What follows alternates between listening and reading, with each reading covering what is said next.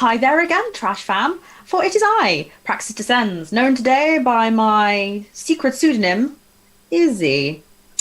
As you can see, there is one more of us than usual, or perhaps a completely different group if you were here expecting the standard array of trash crewery. Either way, everyone's going to be confused. This week, and for the rest of this adventure, we are joined by the GM of Under the Sapphire Sun, SableWhisper, aka Lucas, aka the trash guest GM du jour, aka a big old Trekkie who I'm utterly delighted to have invited here to run this adventure for us. For those of you who don't know, we normally operate on the four of us, that being Emily, Mike, Kath, and me, being the crew of the USS Iskandar, and each taking it in turn to be the GM or storyteller for an adventure, which takes up 3, maybe 4, maybe 5 if we're slow, episodes. So I will say this from the beginning, although we are an existing group and party and have a meta plot that runs throughout, you do not need to be up to date on any story to be here for this adventure today. This is the first in this current adventure. And aside from a couple of bits of character development that, it'd be nice if you knew, you won't be behind on any story. Except for some bits, but that's fine. Also, because this is a Iskandar line game, not GM'd by me, who has a lot more of a masochist, we will not be operating on our system of helps and hinders as we do in mainline games, because these people are my friends in real life and I'd like to maintain that.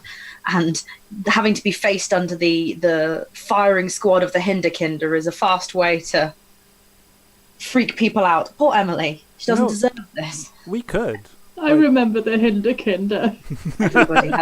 Everybody has a memory of the Hinderkinder. Oh yes, of course, you were in my trash shot. I was.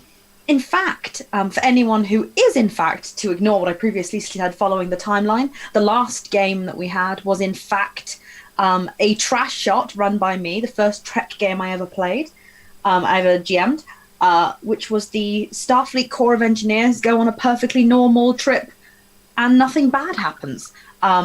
Which starred Adam Strange and contained a little bit of sinister meta plot that hopefully will come out in this game. But maybe nothing terrible will happen and we'll have lots of time to sit and talk about our feelings and Sable will be very bored. Everybody knows that's exactly what a Trek episode needs to be, and that's fine. For everyone else, you will interact with our characters as the game progresses. But I am going to hand over to our guest GM, Mr. SableWhisper, who is going to introduce his game and get the ball rolling on just what's crack-a-lackin'. I went with that. Anyway. Yep, thank you. Code name Izzy. I wonder what that's code for. There's not much for me to say except for thanks for joining us and welcome to part 1 of this Iskandar adventure, The Old Enemy. Over to Captain Nathan. All right. Oh, we're just kicking off right off. Cool. Let's do it. Oh, I think we should give one minor note of warning to any continuing viewers in that we have changed game system. Mm-hmm. Oh, yeah, good point. Yeah, good point. We have. I forgot to say!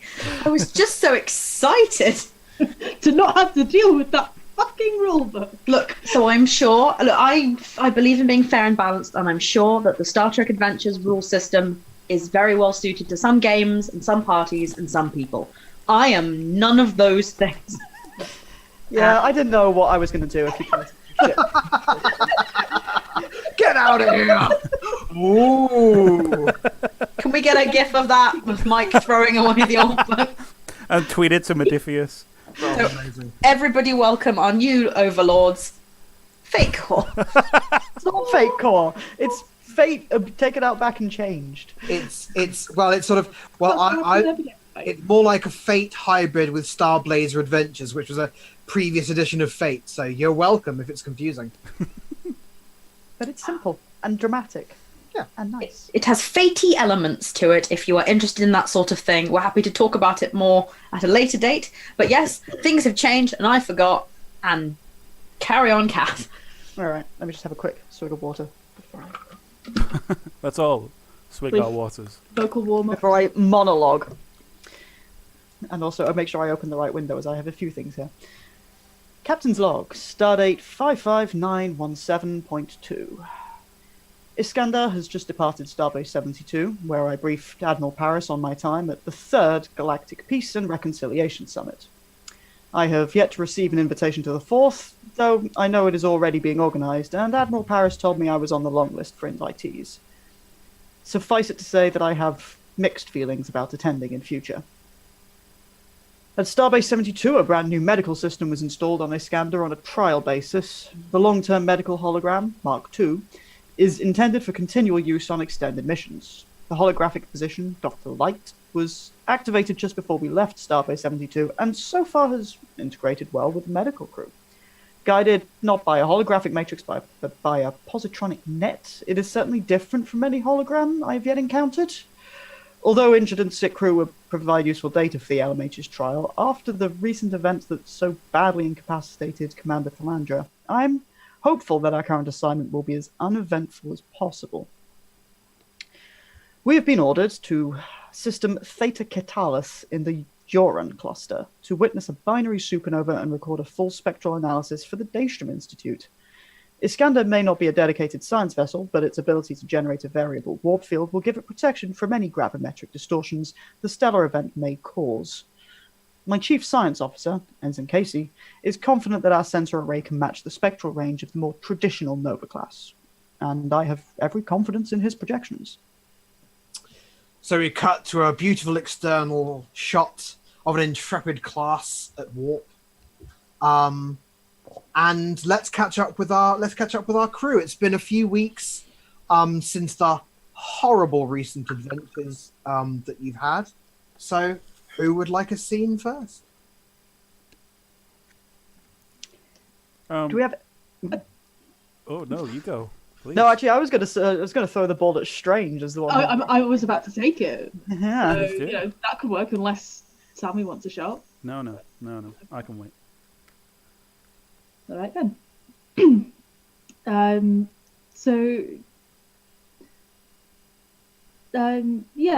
think Strange has probably been acting a bit oddly over the last couple of weeks. Like, not that many people outside of the engineering would have noticed, because he's still very tucked away in his own little corner.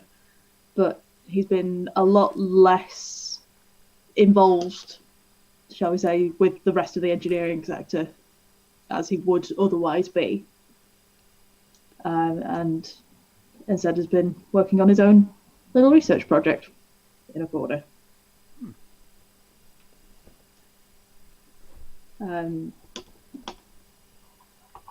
So that was probably a kind of opening shot for him. You know, that's kind of like Strange's vignettes. Yeah, just as a little vignette rather than as a full scene. Unless somebody wants to turn it into one. But yeah, it'd just be kind of tapping away at a screen, quite kind of intensely focused on what he's doing and not looking happy about what he's doing either. What's he working on? What he's working on is basically medical research, but kind of looking up records and details about a particular type of radiation that I've forgotten the name of, but that was brought up during. Oh, so that should definitely be something that someone knows, huh? Yeah, it's a fact that you have, though. It is a fact that I have, because there was that speech at that conference, and then a kind of realization later of, oh shit. So yeah, just sort of seeing what he can glean about that research that he's not allowed to talk about because of a non-disclosure agreement. Brilliant. I'll kind of like hop on the back of that vignette for one of my own for Casey, because the last time we saw Casey, he was getting himself signed off for a couple of weeks. So I imagine all of the excitement about the new array will be amplified by the fact that this is probably his return to his post. So not only does he get to go back to work, which is probably by now having had a dire couple of weeks where he's been expected to rest and to not work, he's probably elated with the idea of playing with a new rig. Mr. Storyteller, I would like to know more about the rig. What is the science? What does it do? The science behind the LMH. Yes. In particular, this one. What's unique about it? Well, it's run using a positronic net rather than a series of holographic algorithms. A very basic one. I mean, it is nowhere near the complexity of a Soong-type android. Starfleet still has not managed to replicate those experiments. But when you bear in mind that it's got decades of data, pardon the pun, who is still alive, by the way.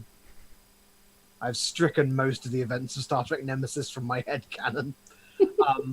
They've managed to produce something a lot more stable. I mean, holographic matrices are famously unstable, especially for long-term stuff. And so the idea of the positronic matrix is it's supposed to produce a very consistent holographic, for want of a better word, personality. It's actually not strictly a traditional hologram. Let's go for a science roll, shall we? Yes, I'd love to. Ooh. First roll of the new system. First roll of the new system. I got a 6 on my positive dice, but a 2 on my negative dice. Oh, nice. That brings it down to a 4. However, Casey's strongest stat is science at 5, so that's a 9 overall. Yeah, wow, okay. You really have taken an interest in this thing then. Yes. So there are a couple of things that are unique about it. The first is, of course, the fact that it's controlled centrally, so it's got a positronic net. The physical components of which remain in sickbay, but there have been projectors installed in numerous critical parts of the ship. It's actually not a traditional hologram, as I said. It's something called an isomorphic field, and the isomorphic field contains the holographic matrix. What that means in regular old English is that if it has to go somewhere without a projector, the isomorphic field can sustain itself for several minutes before degrading. So if it needs to run out of sickbay into the hallway to do some first aid, it can do for a few minutes before it has to go back to reintegrate. It's a pretty impressive piece of kit. Of course, it is still very much in beta at the moment. This is not only wonderful in terms of its scientific achievement, but also I think we've got an opportunity here, because I imagine Casey's overwhelmed with how useful this science is, and is so obscured by the kind of practicality of the hologram's utility. He might end up in the sick bay, so on a quiet period, of course, when no one's being treated, talking to the resident doctor about how good this emergency hologram is. By resident doctor, do you mean... I mean Dr. Arkady Bloody Burov. So somewhere in the background, while you're having this conversation, possibly monitoring some of Dr. Burov's science experiments, is the luminous figure of Dr. Light, who has been designed not to look... He emits... I don't think he'd mind he. I suppose it is more accurate, but he admits... He's been modelled after a male officer, so I suppose he makes sense. He has been designed to emit a sort of faint glow, so he definitely deliberately doesn't look like he's made of normal matter. But he's off in the background somewhere, tending to the experiments, making notes on a tricorder. You know what? I found I have been fascinated so far by seeing him operate. I had sort of imagined that it might be something of a sore subject, that it has such capacity. I'm using he because it sounds so impersonal.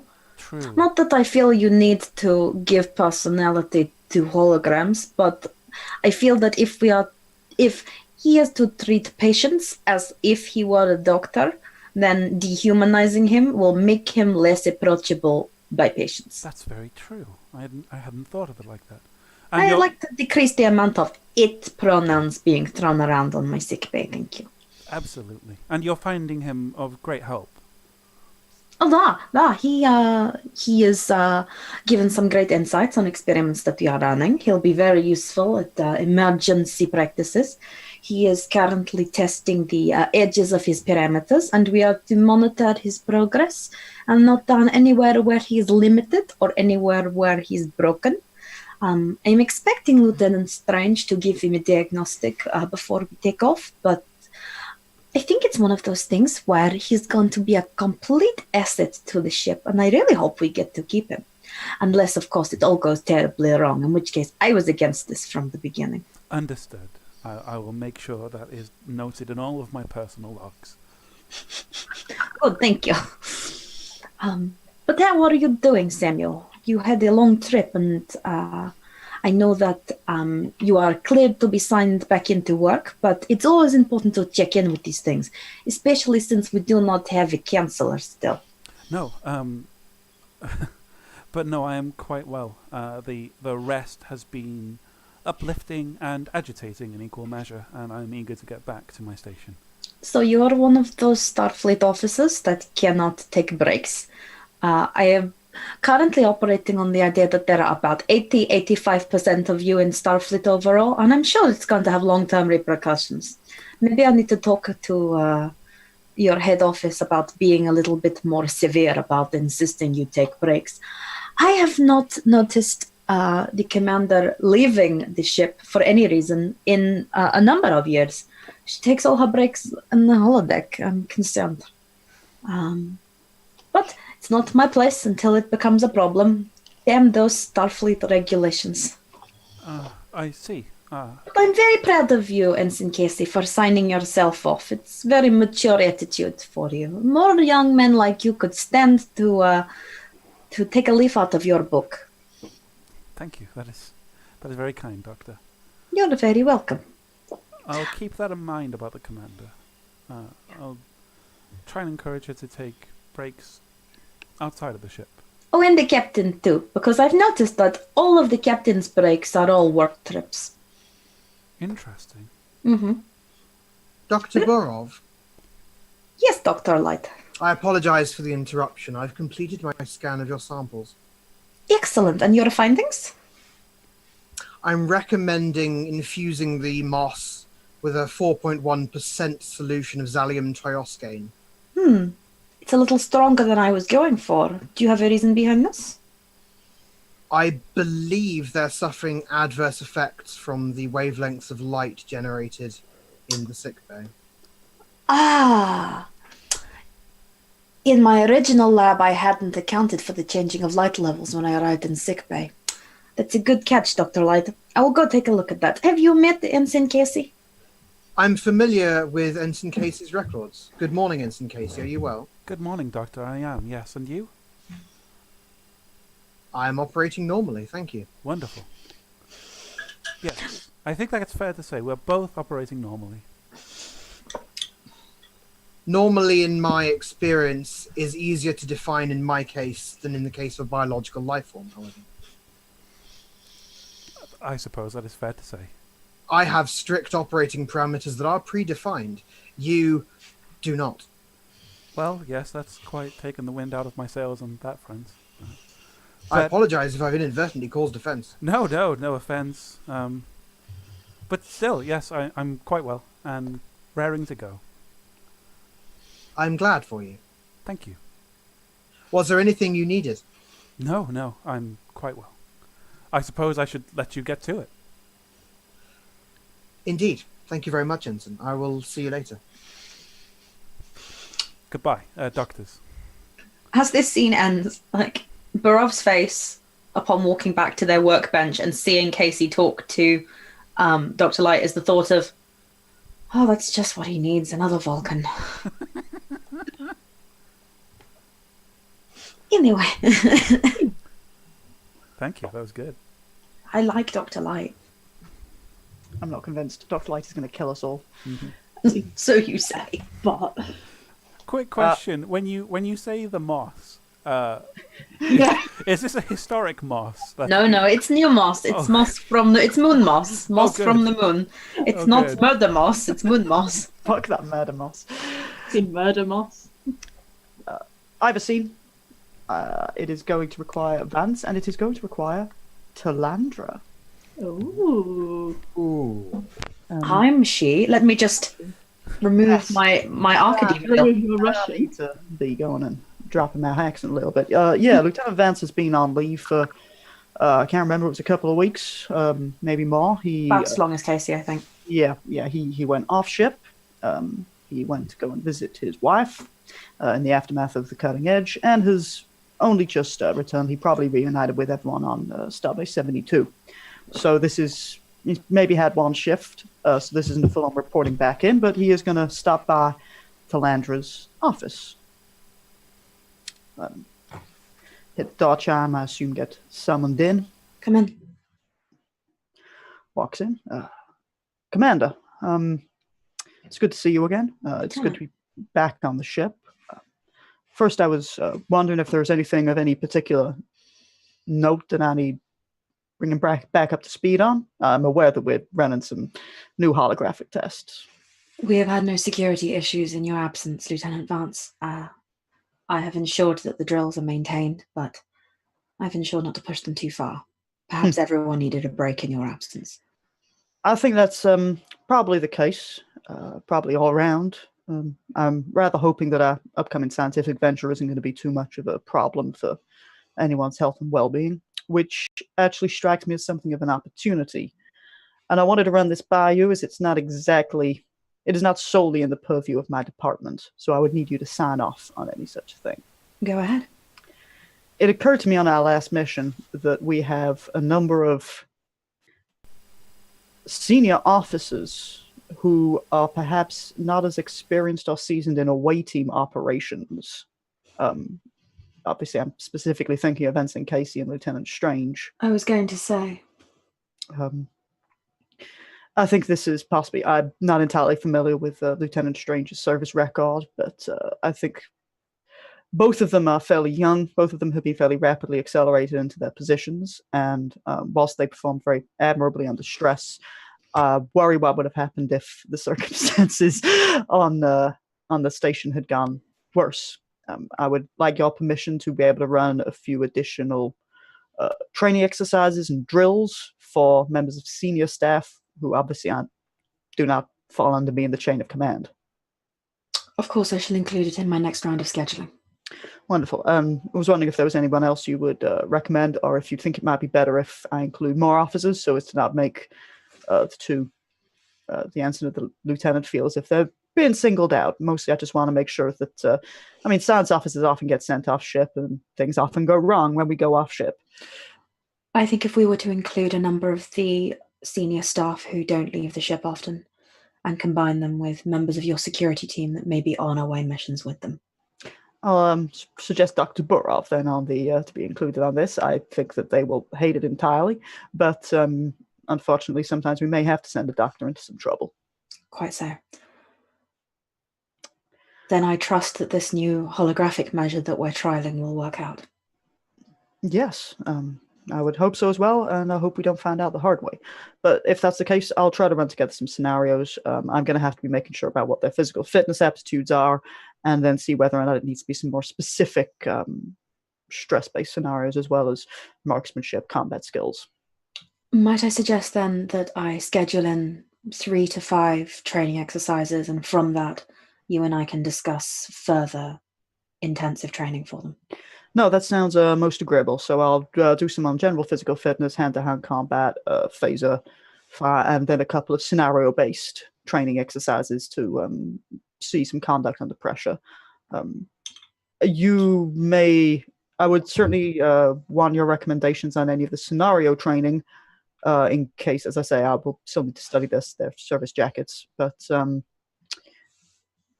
I want to be testing them. A lot of people have got a lot of buttons from the Dominion War, and while those need working through, that's not something I'm looking to try to put through under the circumstances. While there have been quite a number of triggering episodes amongst the members of the crew, I am certain that we can put together something. Yeah. want to be putting people through their paces, not upsetting anyone. Thank you very much, Commander. And you, Lieutenant Vance. It's good to have you back. Thank you, ma'am. It is good to be back. Good day. I shall see you on duty. He leaves. As shortly after he leaves, leaving Talandra in her office, her console is going to bleep at her with that happy, chirpy bleeping thing it does, informing of an incoming message. On screen.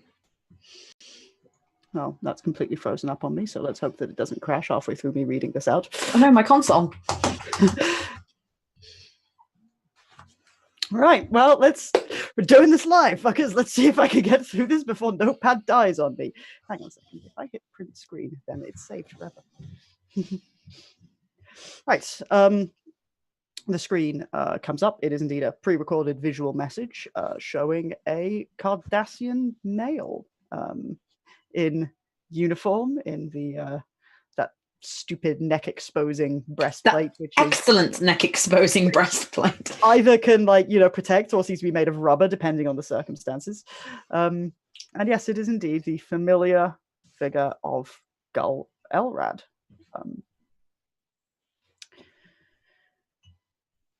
Commander, I'm heartened that you took something from my recommendation. The finest of literature should reach to any reader and speak to them and lay out the common ground we share. Perhaps as a perspective, this is a little close to Federation dogma, but it would be irrational of me to ignore the Federation's impact upon my people and their culture these past years. Cardassia is changing. Cardassia must change. But I believe we're strong enough to learn from the galaxy and still retain that essential something that makes us who we are. In that light, I found your recommendation in turn quite fascinating.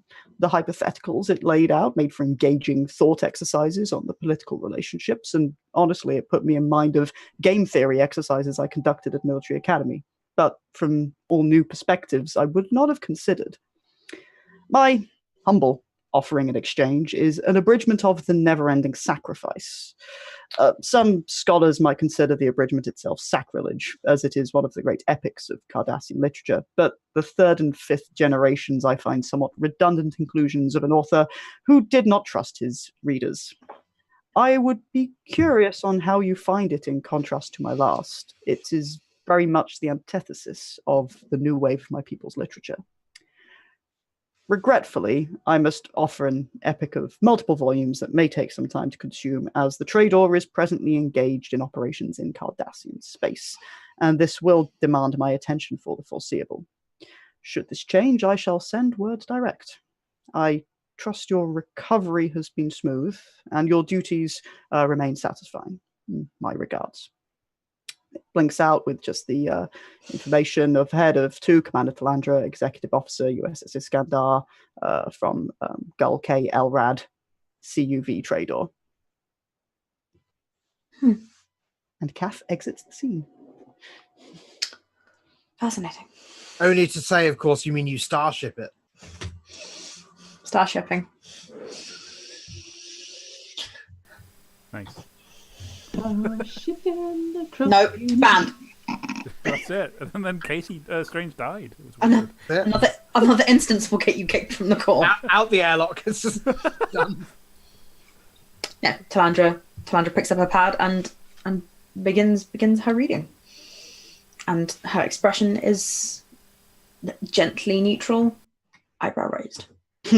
Yeah, that is actually the canon book, the one that Garrick and I know. It is. I know. I'm afraid I know. I'm afraid I reacted appropriately when you said. I was like, oh, the never-ending sacrifice.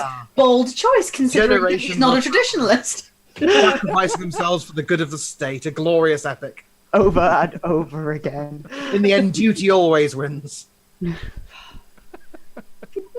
I shall have to, for the end of the episode, I shall have to theorize her response and the. So yes, that's Landra. Lovely. Oh. That's Talandra. No more. That's Talandra. And now I'm dead. Text. Anyone else have a scene they'd like to do? I feel like Athan should get a scene. But She doesn't talk to you, plebs. That's true. She doesn't have to talk to us plebs. I mean, if you're struggling for an Athanism, I do have an idea, but go on. oh, you go. I'm full of your ideas. Yeah, no, this is going to be. It's going to be a relatively. It's going to be with Kantos. Kantos is going to be. I'm just trying to think, because Athan is going to want this to be relatively informal without just grabbing Kantos in the mess hall. So it's possibly just going to be like at the end of a shift. Yeah, at that kind of shift change point. Yeah, Athan will be. We'll just go. Lieutenant Kantos, could I see you in my ready room, please? I can. Takes them through. Offers them a drink, replicator. But Athan themselves will just have coffee. But so, Lieutenant, I've been still going through all of the records, the commander's reports, your reports of everything that happened. And I do want to say, firstly, that I'm very impressed. You were highly out of your element in a very unexpected situation. If I'd thought even for a moment that the Iskandar was going to be in such a situation, I would not have left the ship. So I wanted to say well done. Thank you, Captain.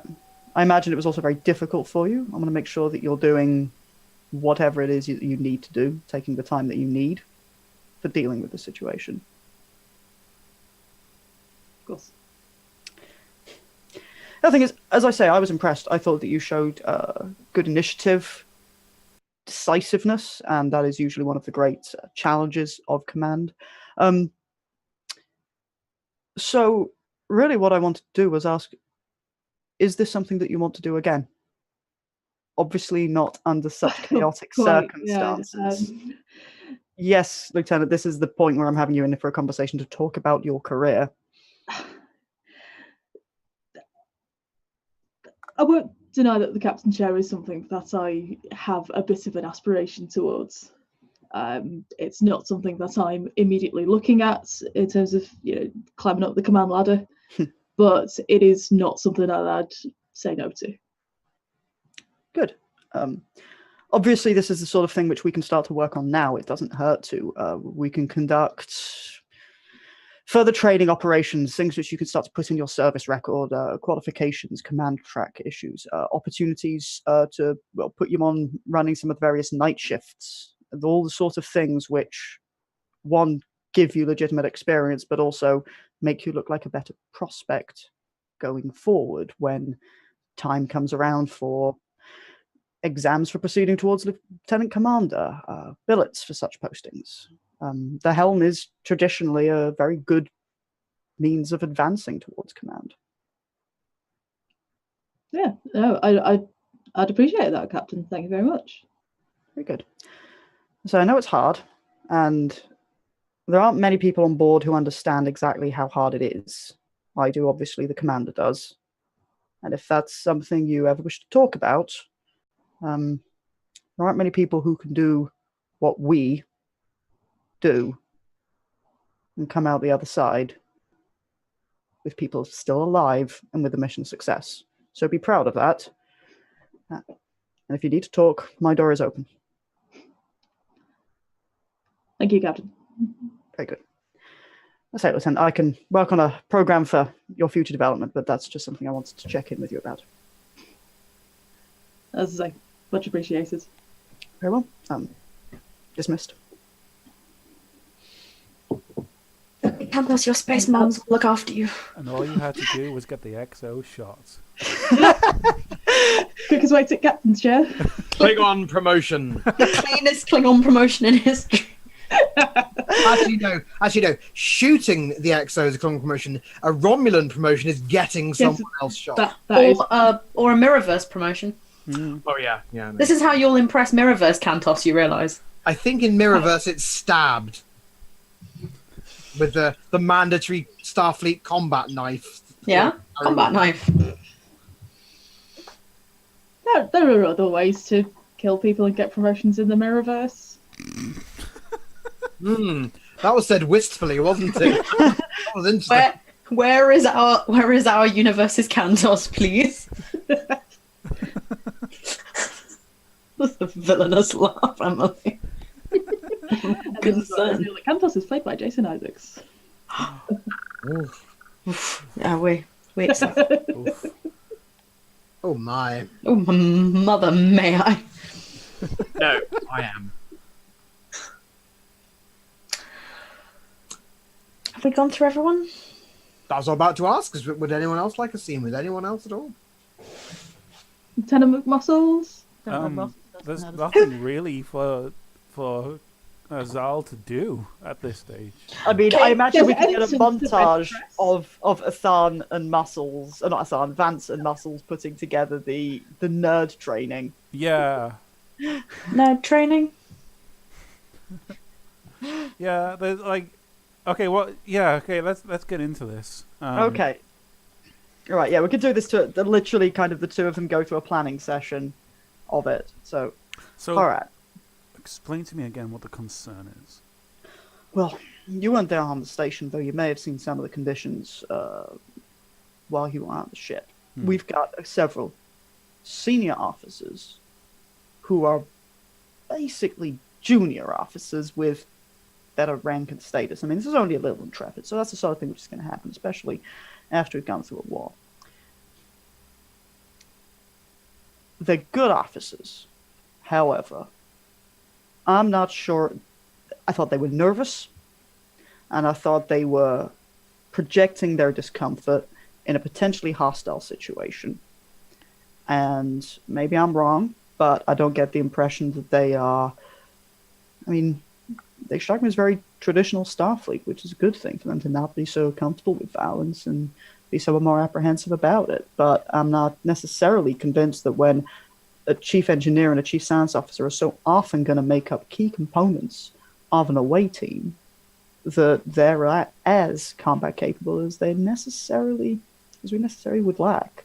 I mean, much as I'd like to send a 12-man security team with every single away mission, we just don't do that. No.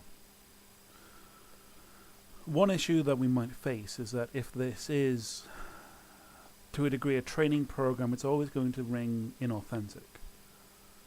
Are you saying that we should just randomly ambush them down the corridor with security staff? That, or we engineer a situation where we have them in the holodeck without their knowing? I think there are technically going to be some ethical implications about that for training exercises. I suspect that the commander is probably not going to sign off on that unless I have like some real concrete concerns. We can try. I suppose we can try. Right. What else? The main issues which occurred to me was being out of their element. They radiated discomfort in a way which I think could potentially be difficult in diplomatic or potentially combat circumstances or volatile circumstances. And I have yet to see full evidence of their combat capabilities, even if it's just to keep themselves out of trouble. You know. I mean, you could try to just ambush Lieutenant Strange down a Jeffries tube, but I think that might give him a heart attack. And this is unfortunately kind of the problem. Yes. My immediate thought when you suggested that was that would be easy, and that's not necessarily the immediate thought we need to have. I mean, sending you down there is possibly a little bit mean, but this is the sort of thing we could. I mean, you know, all we're really doing right now for the current mission is it's scientific surveys. The security is going to be running drills. I suppose we could do both. We could run the official exercises, so by then we actually get some concept of where they're at. We can measure them, figure out what their weak spots are, and then either during or afterwards also include some live scenarios. Emergency drills, because then also we've actually got a bit more basis to bring that to the commander once we've identified the holes in their expertise and experience. I like that. That could work really well. So I'm thinking, first we start basic fitness, see where they're at.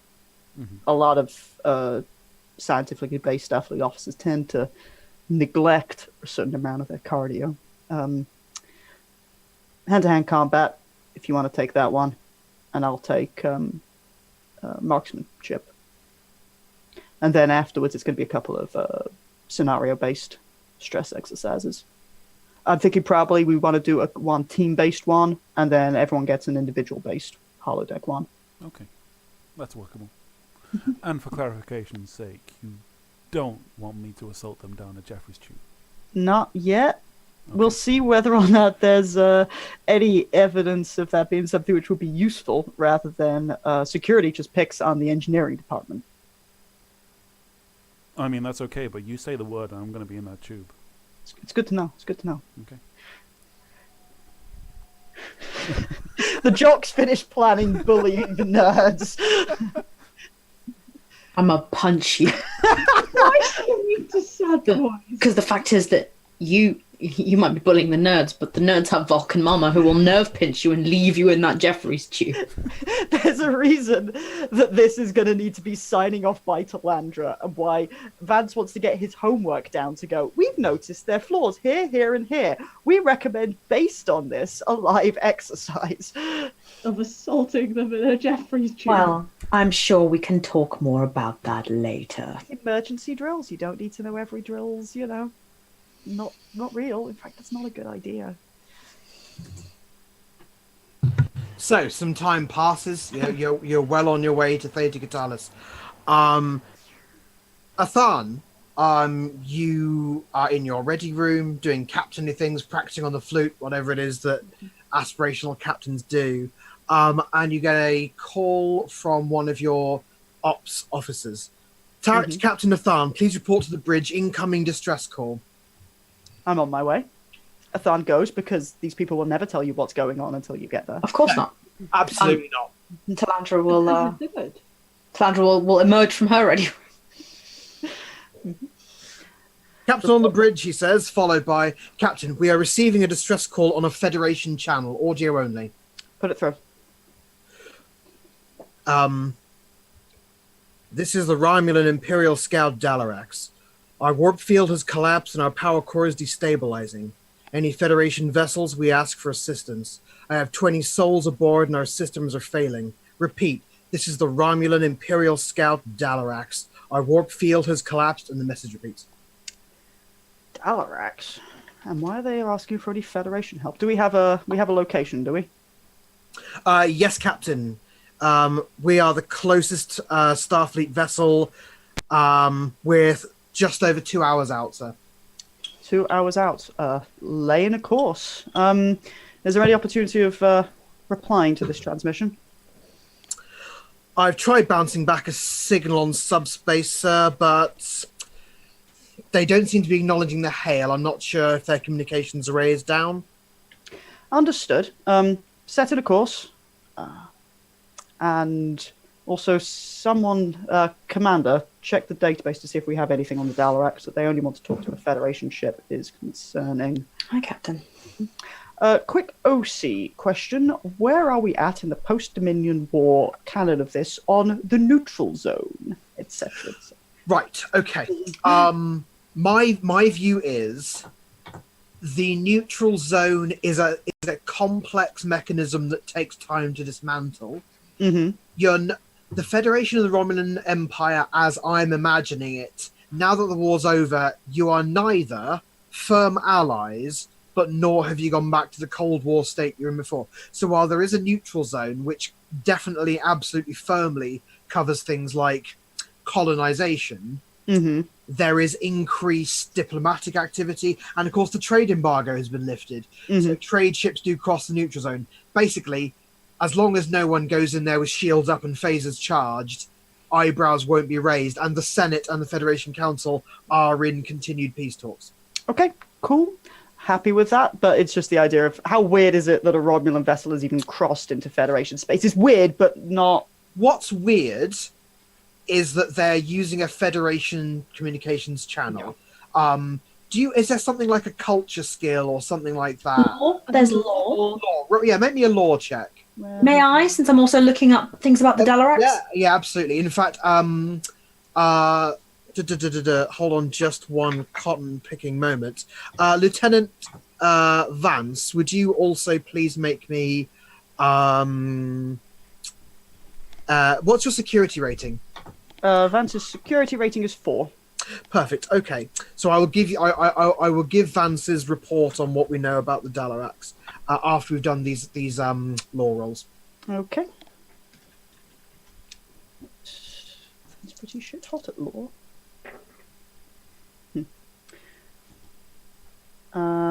That is, I only gained a +1, so that is a 5. Very nice.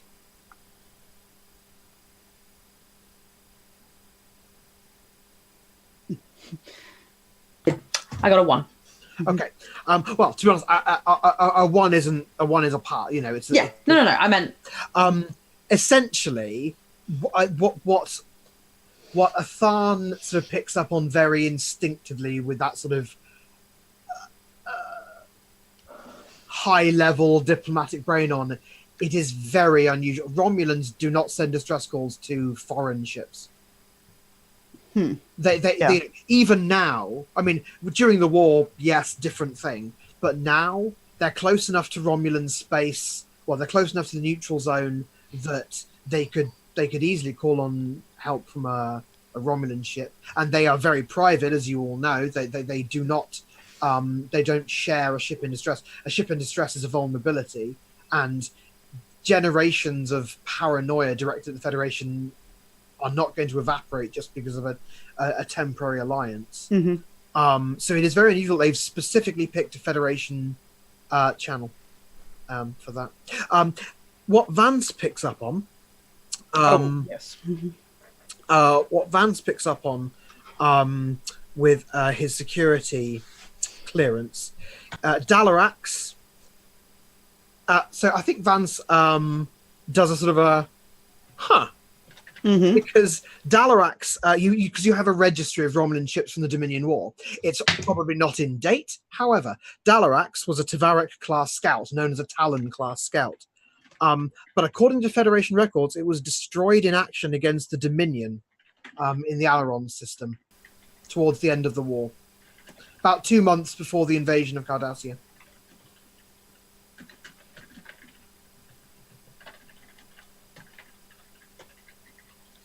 Okay, all right. Yeah, Vance is gonna. Captain, Commander, going quickly through the database here, and the Dalarax was recorded as destroyed in the war. Son.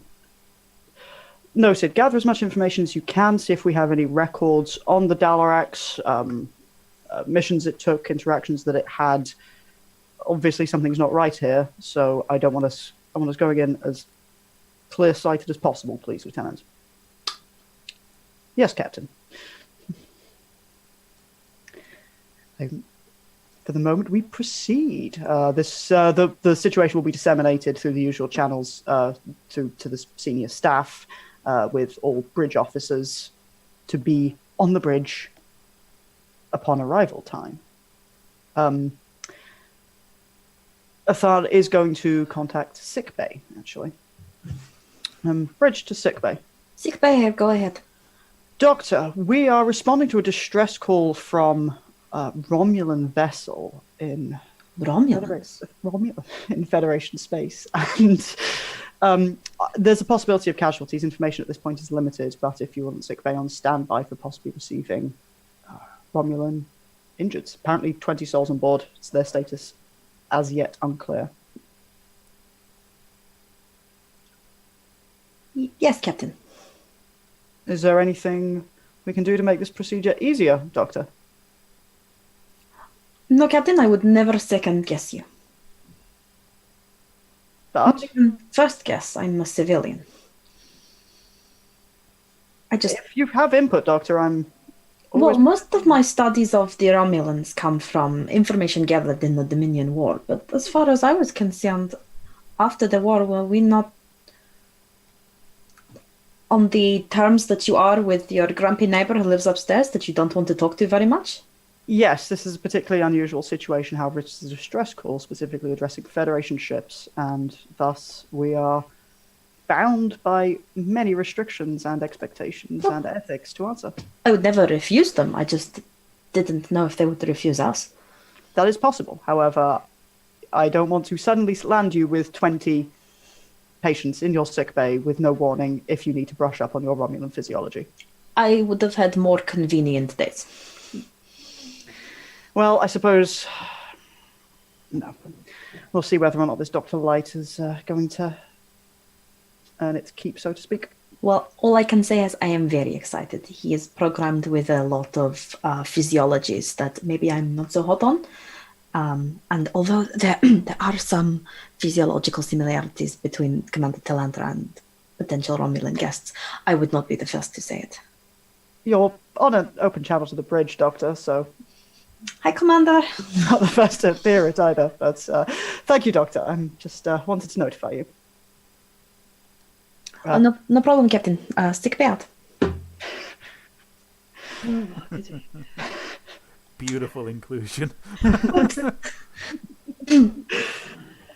They are correct, though, Captain. Not about that thing, but the fact that they have summoned us at all is potentially concerning. I have a great deal of concerns. The only... Why are they presumed destroyed? Why are they here? In fact, let's see if we can gather as much information on the approach, possibly especially if we can triangulate their velocity transport route based upon the distress signal. We can see what their heading has been. We can possibly try to figure out which direction they've come from. Although I would never wish to be accused of paranoia,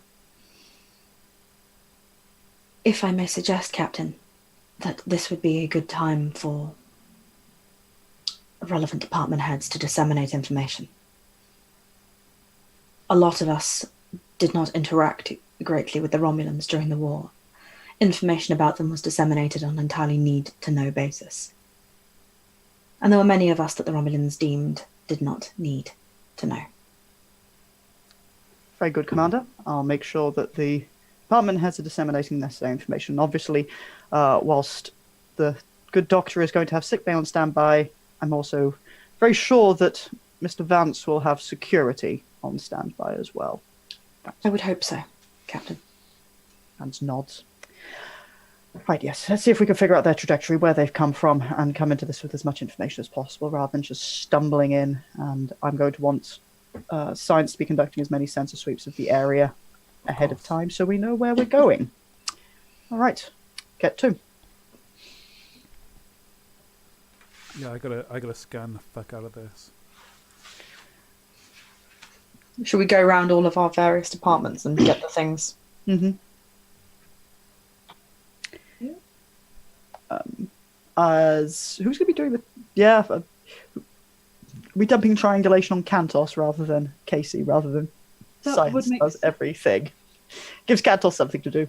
It does give them something to do since they've already laid in their course and Just I guess we're not going to get to usual distress call speed then. Damn. Although I want to say, "Oh, Arcady" might be my favourite thing Cantos has ever said. Oh, I like getting to be sarcastic, Captain. Yeah. The triangulation. What do we want to be rolling to kind of look at? Possibly an ops roll. Ow. Mm. Oh, yeah. Okay. Do ratings get added on to rolls, or is it just skills? Just the skills. Just the skills. Cool. Ratings are an in-character thing. Right. Yeah. Makes sense.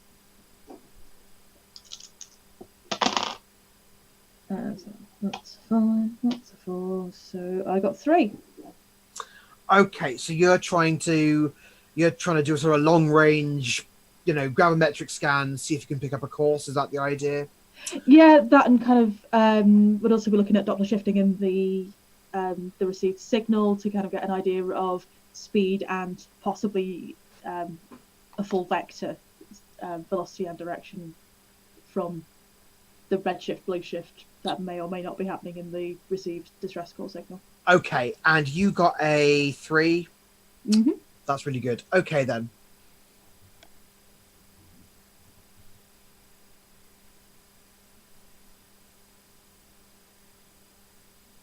Parallax-wise, you would say this vessel is either drifting or doing a very, very good job of pretending to be drifting. It is not demonstrating, it's not completely still, which implies its engines have been knocked out mid-motion. Mm-hmm. Unlike in the rest of Star Trek, where vessels come to a stop when their engines go offline somehow. It's drifting. It's nowhere near the a star system, so it's not being pulled towards anything. It's just drifting under its own momentum. Pretty much, yeah. And based on your readings, it was going at impulse. Because if its warp engines were knocked out mid-warp, it would be in a... That would be a much messier situation. Oh yeah, well, bits of it would be strewn across a light year. But no, it's you obviously are not close enough to get any tactical information about it. Mm-hmm. Based on assuming its inertia hasn't been interfered with at some point, it's hit an inconvenient asteroid or something on the way, then it was flying more or less within the neutral zone, and has really and hasn't been flying either into or out of Federation space. It seems as though it was patrolling the neutral zone and it's a scout ship. So that seems fairly consistent. So that seems fairly plausible. Why it was going at impulse, you're not sure. It's not in a solar system, so there's no reason to be an impulse. It's out in the middle of, as far as we can tell, absolute nowhere. Yeah, the nearest star system would be for them. Maximum warp for a Romulan scout ship, it would actually be a good few hours away.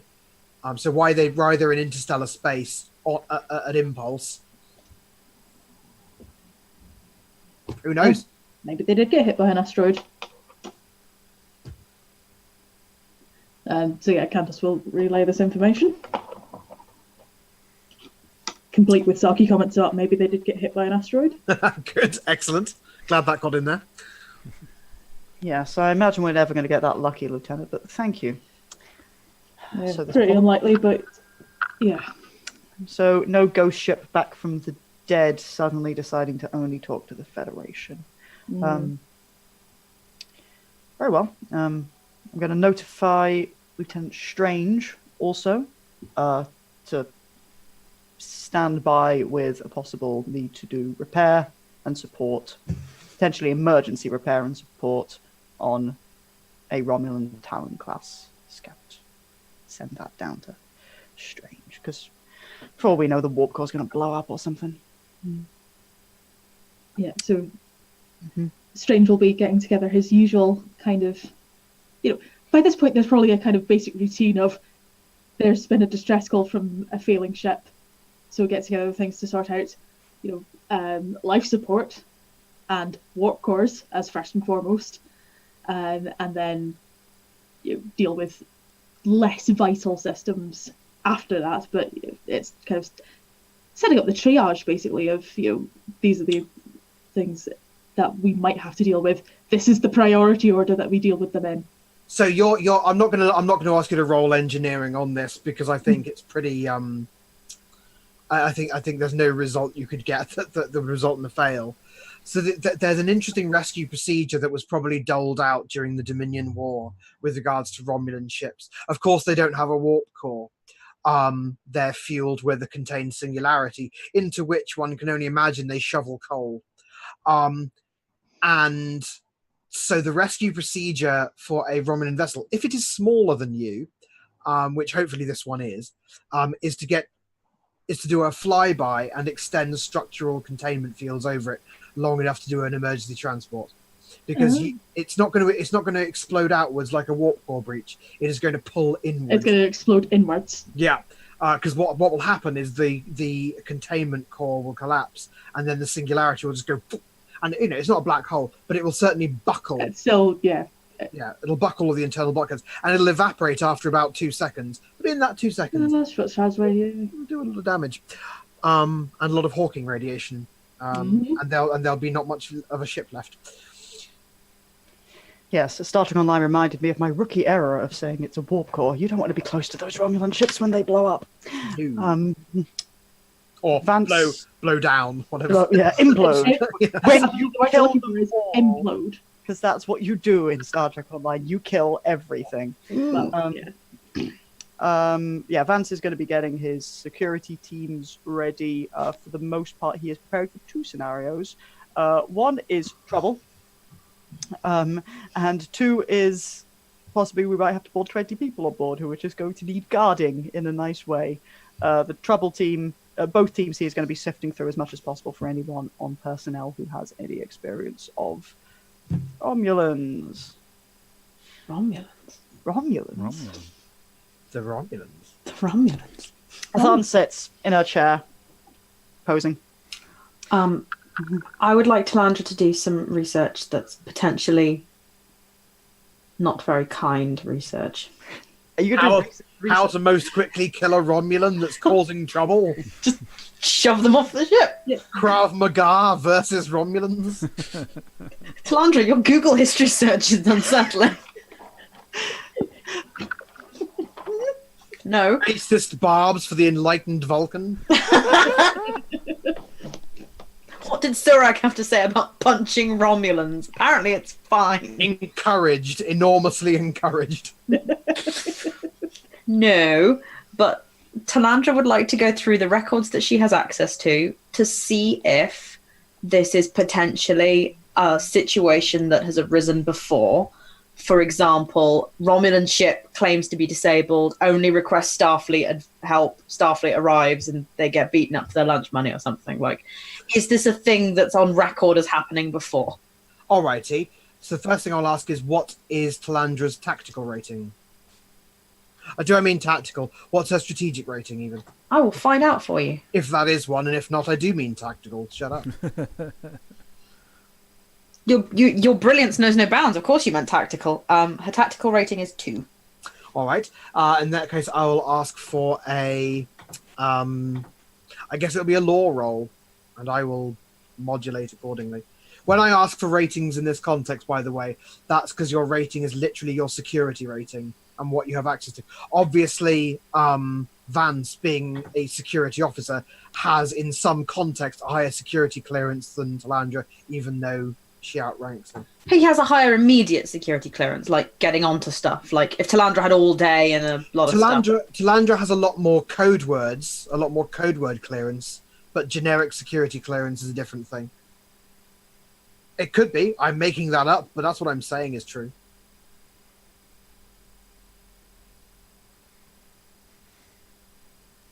Sai?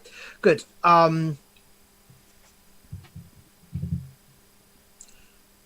No, is the short answer. You can find plenty of instances of Romulans setting ambushes for Federation ships. Usually, however, they will fake a Federation distress signal, and then a ship will decloak and initiate boarding and capture. Not they will announce that they are Romulans. Yeah. This is very... There's no way of cutting this. It's very strange. If you can masquerade as a Federation signal, why immediately identify yourself as Romulan if you're setting a trap? Like, that's bonkers. The Federation will immediately go on mental yellow alert as soon as they hear the word Romulan anyway. So unless it's a double bluff. What if they're not? What if they're Klingons pretending to be Romulans, pretending to be Federation? Fuck! I'm going to my ready room. I will be sometime.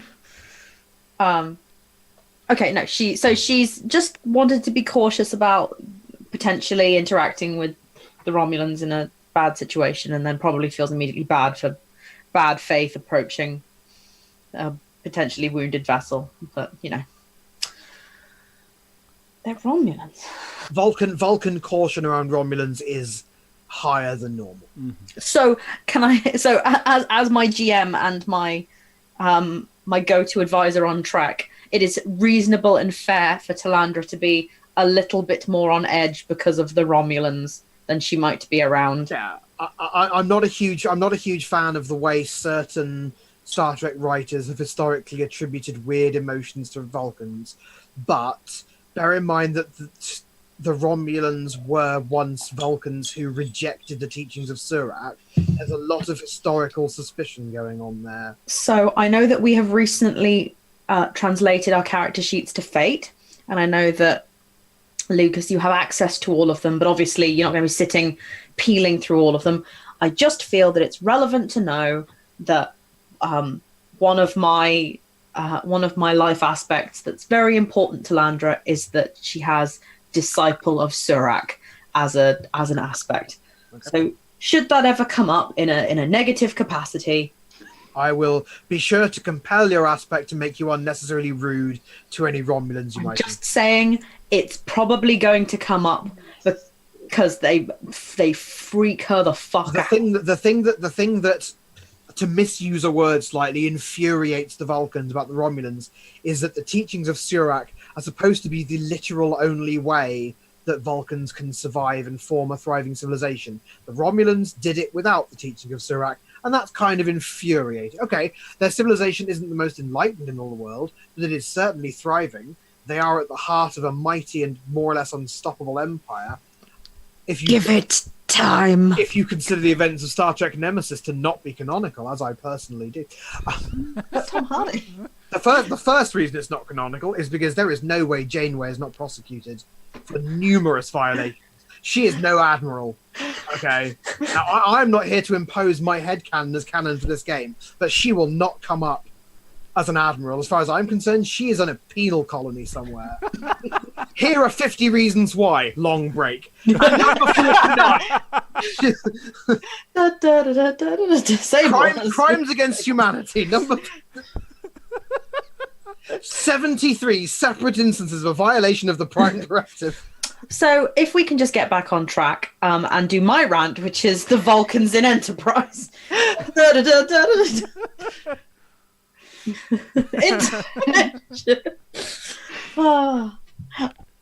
Okay, is anyone else doing any checks or checking info? Yeah, I've realised something that Athan's going to want to do. It's time to brush up on that good old procedure for defectors. Okay. Yes, political asylum and all that. Yeah, yes. They're Romulans. They only want to talk to Federation ships. I have concerns. I mean, that is not unfair. We have secrets. So yes, just brushing up on what she probably already knows, as this is her jam. Yeah. And yeah, not needing to do any roles for it or anything, but obviously back in sickbay,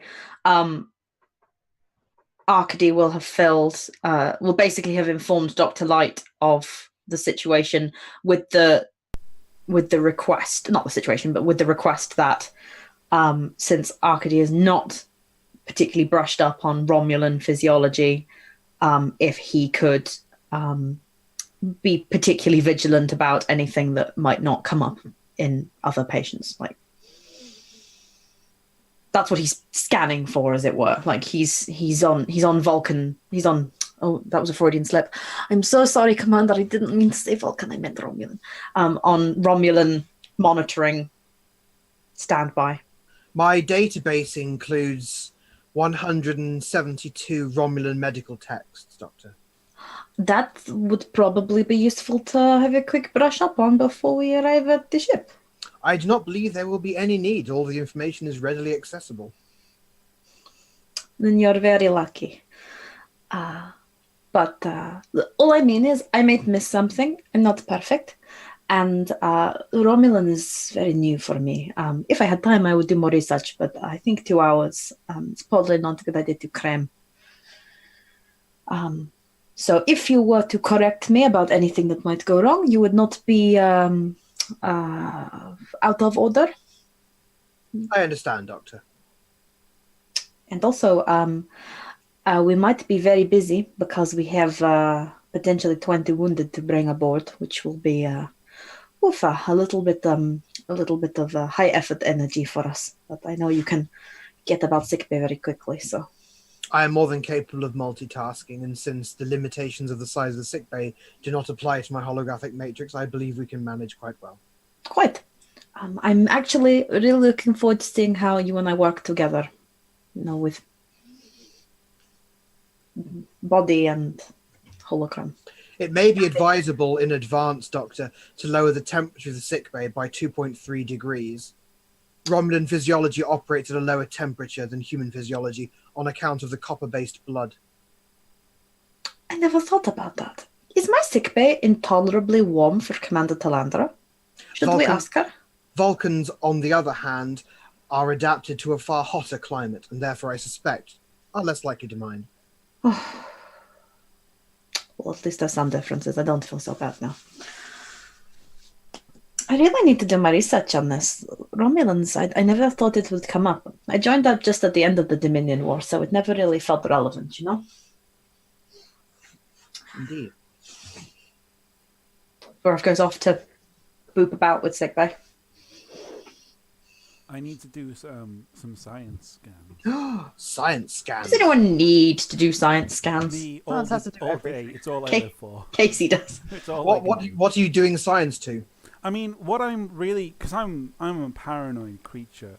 What I want to detect is telltale signs that they're just things that, no pun intended, blow a hole in their story. Like an asteroid hitting them would surely leave some kind of lasting residual something or other to even the shielding, right? That like there would be a fluctuation there. Also, because I'm a paranoid soul, and it's been mentioned that this ship was seemingly destroyed, I might just look for temporal issues, just on the side, just like a little side process running, just to see. Okay, well, long range. I'm certainly happy for you to do a tachyon scan, which is a pretty easy early sign of time nonsense. I will happily do that. This far out, I don't think you'll detect a chronoton signature. I sound so confident I'm making that up. But tachyons are traveling backwards through you, so I think you'll get to notice that. Assuming this is a science roll. I guess if they're tachyons, they're actually traveling towards the source, aren't they? I approve, by the way, of both mentor and mentee both being a tad paranoid about the situation. For a science roll, that's a mere 7. Oh no, that's amazing. That's a really, really good roll.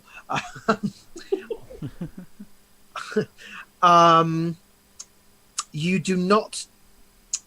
Huh.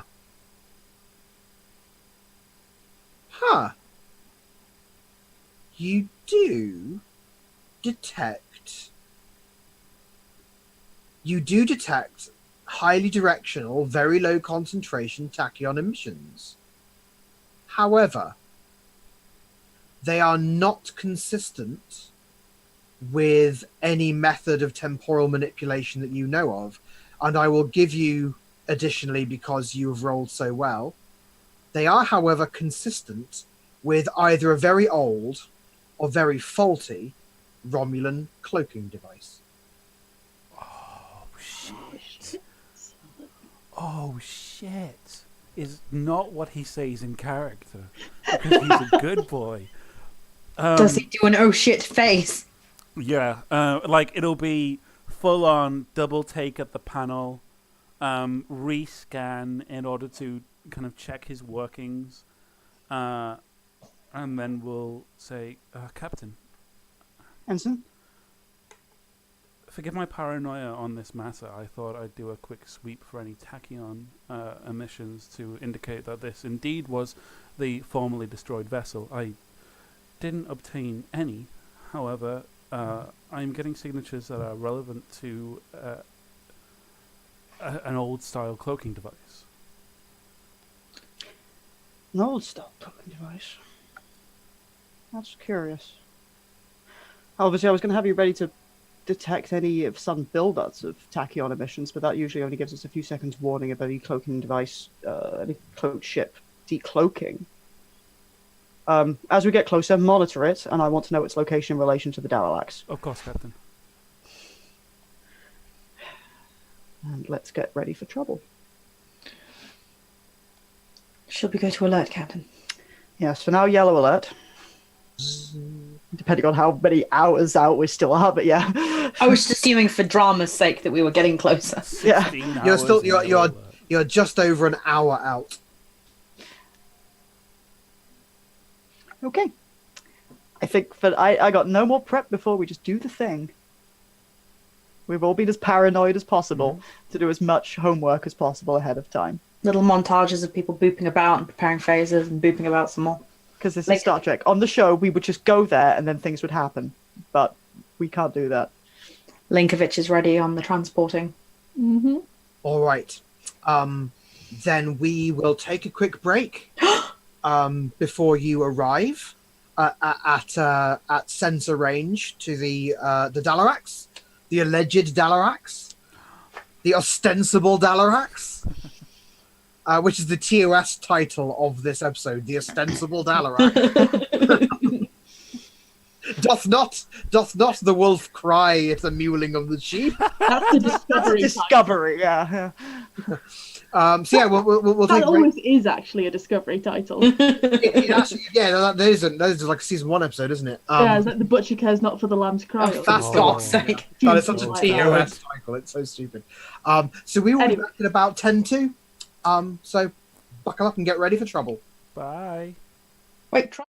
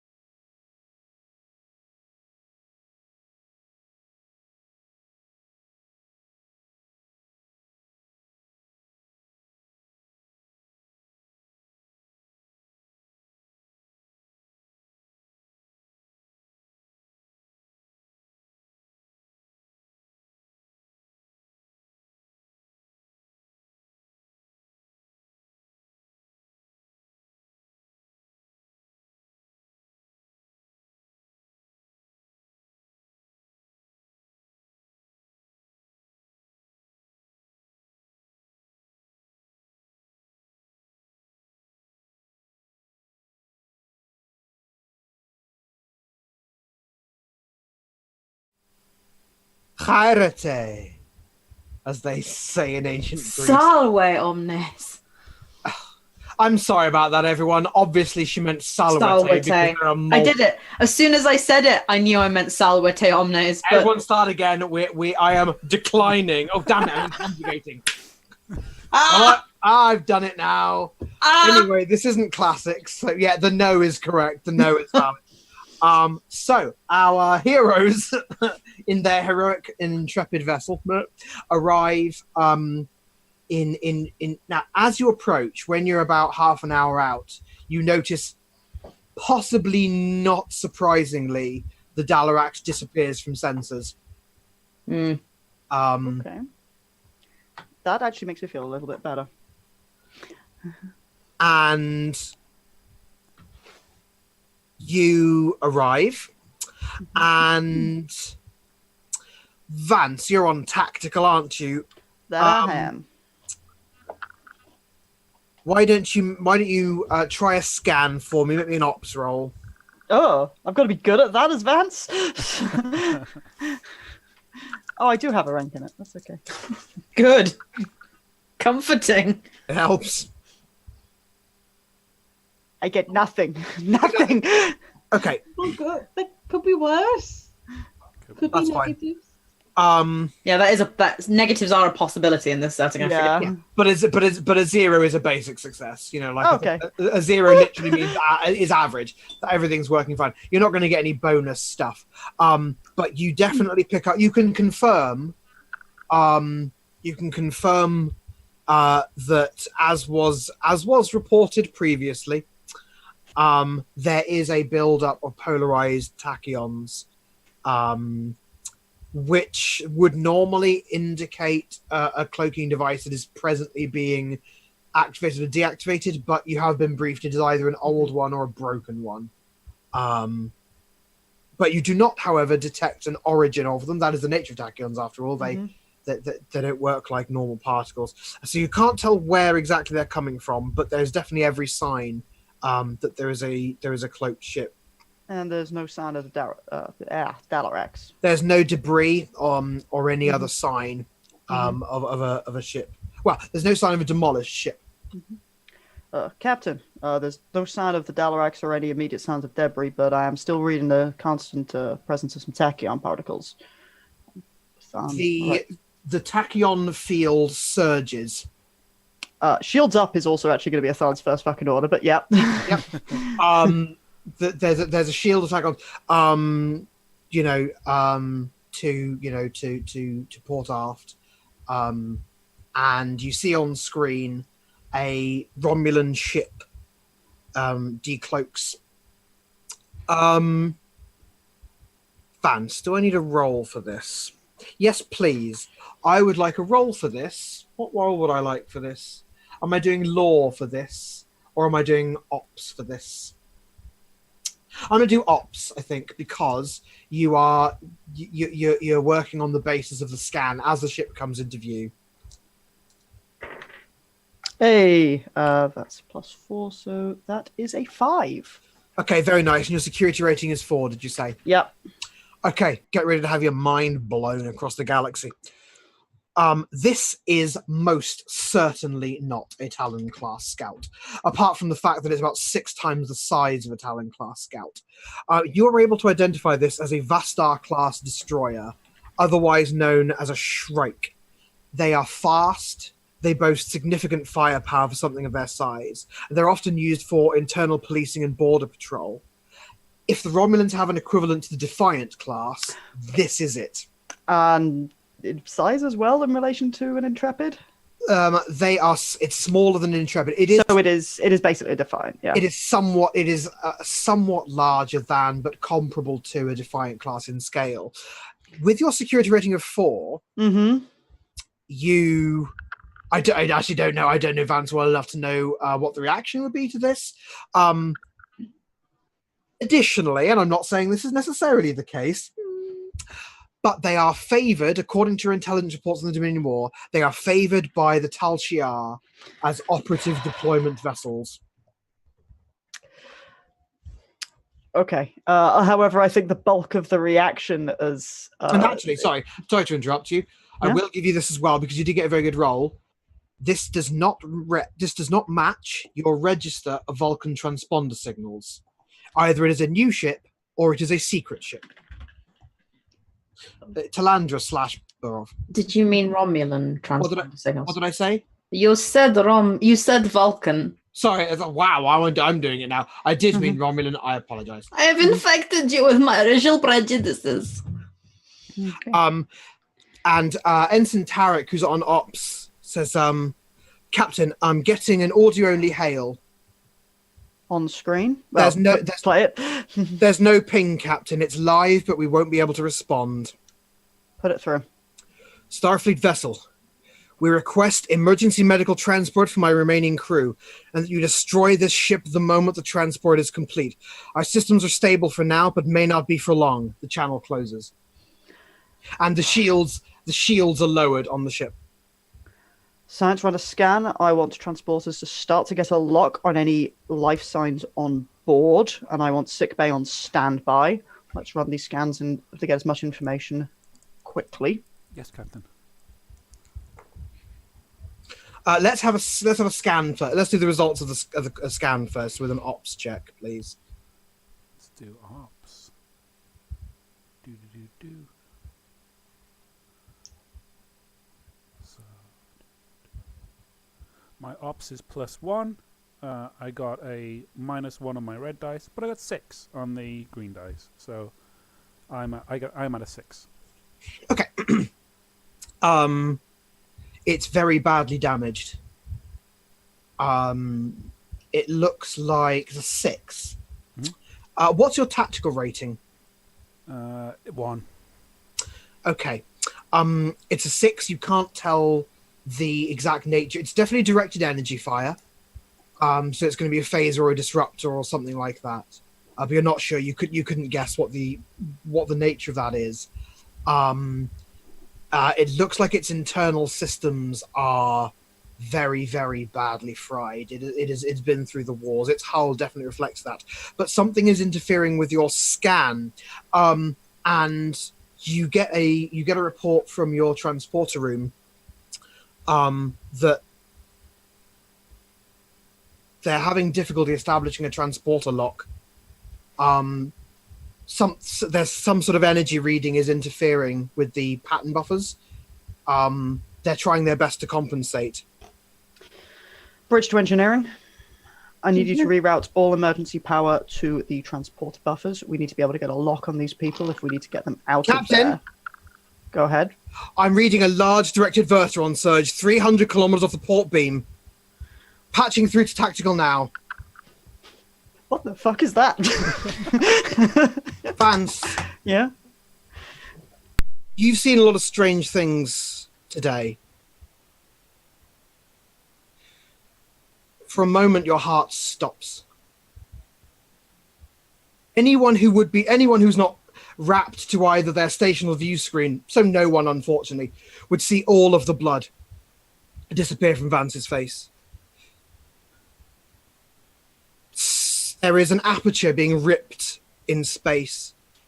Something emerges from the rift, and though it's broken and beaten, the metallurgical analysis and energy signature is clear as the stars on the view screen that are now blotted out.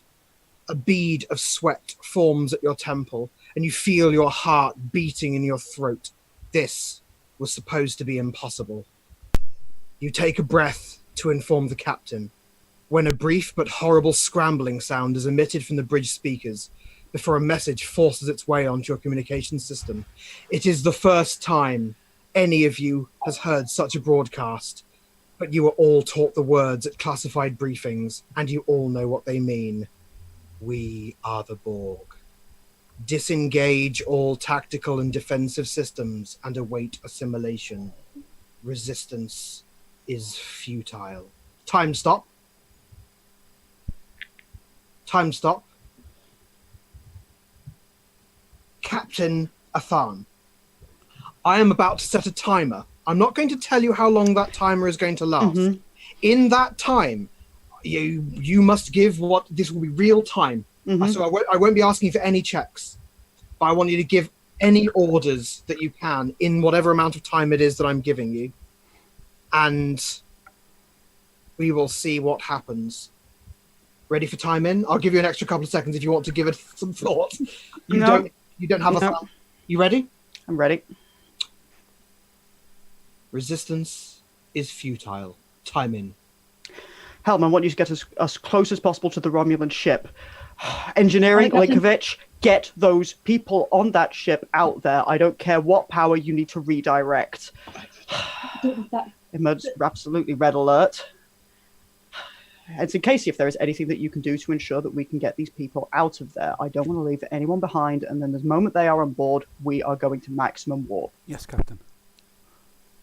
Captain, I'm reading a... That can't be right. Captain, What I'm is reading it? some sort of transporter lock.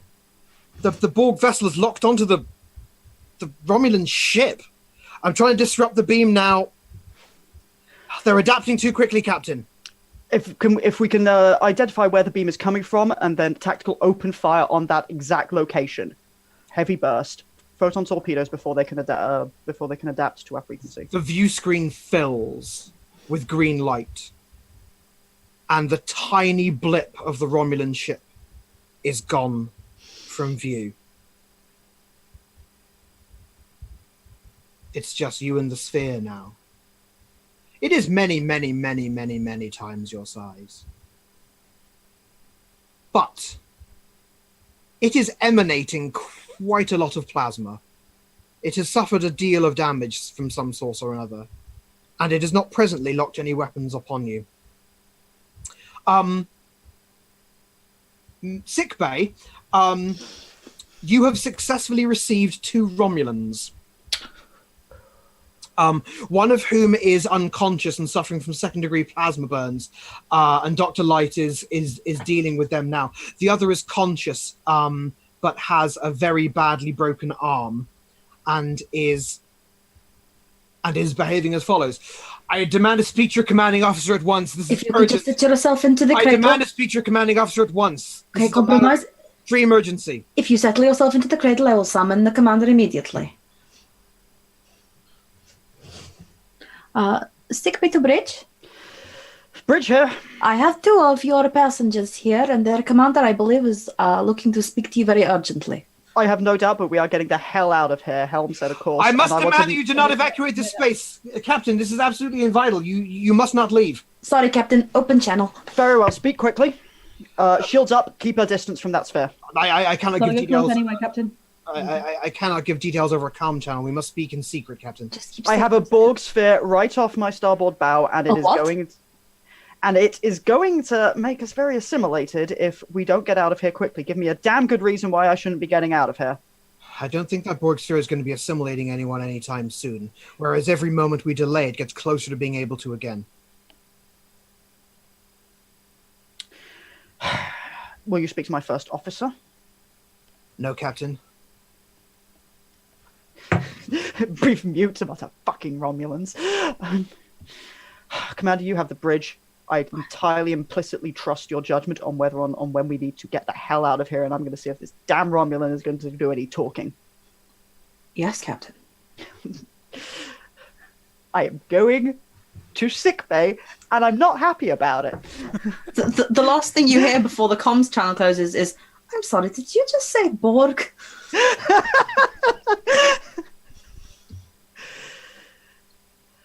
You arrive in sick bay, and you see a Romulan being dealt with by the holographic doctor, and Dr. Burov is trying their best. If you will just keep still for a Just moment. put it in Doctor, a is he sling. capable I of don't have time for speaking? this. A sling. I'm not from the Doctor! past. Doctor, is he going to die in the next 5 minutes? No, Captain. Then we're going to have a conversation. Now, who am I speaking to? Apologies for if I was overly rude, Captain. I am Major Cut to the Vlaneth. chase. Major Vlaneth. Major, understand that my first officer is under instructions to get us the hell out of here pending her judgment, so make your case fast. We must speak in secret, Captain. Doctor, we're using your office. No, help yourself. We do.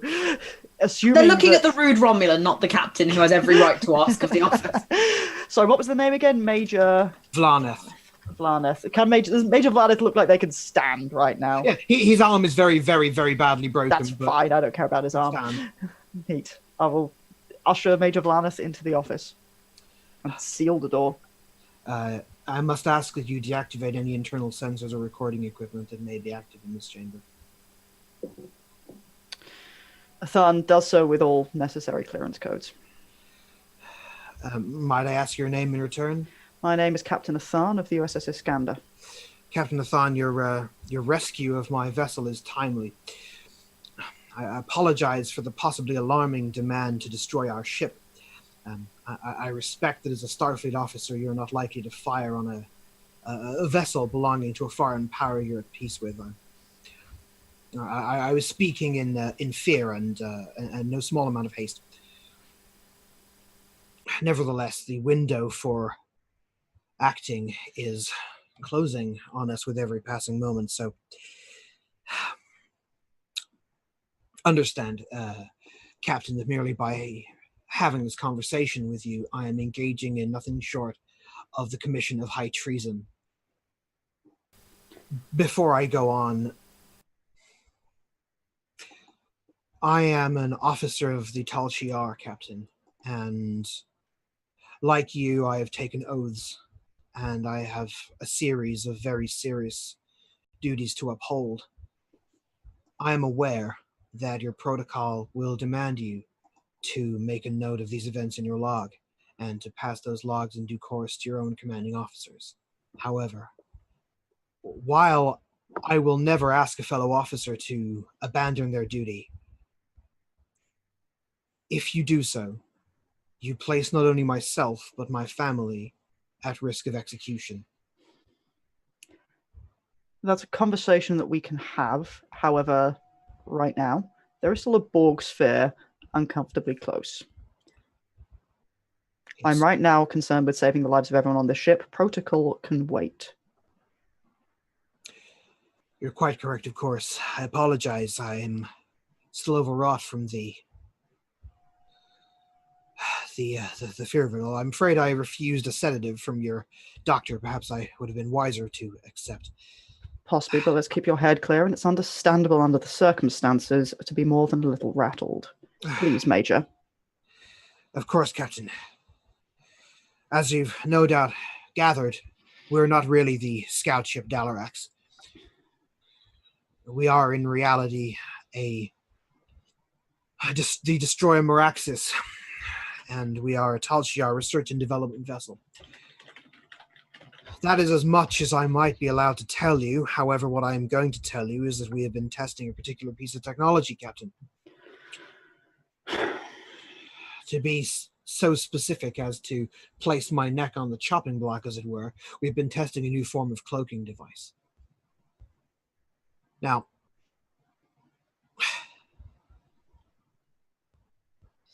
as I don't know if you're aware, Captain, the Borg has never managed to successfully assimilate a Romulan cloaking device. This is because of failsafes built into the devices. If there is the slightest misoperation or tampering, even by a Romulan, the devices will destruct so thoroughly that no part of them can be recovered.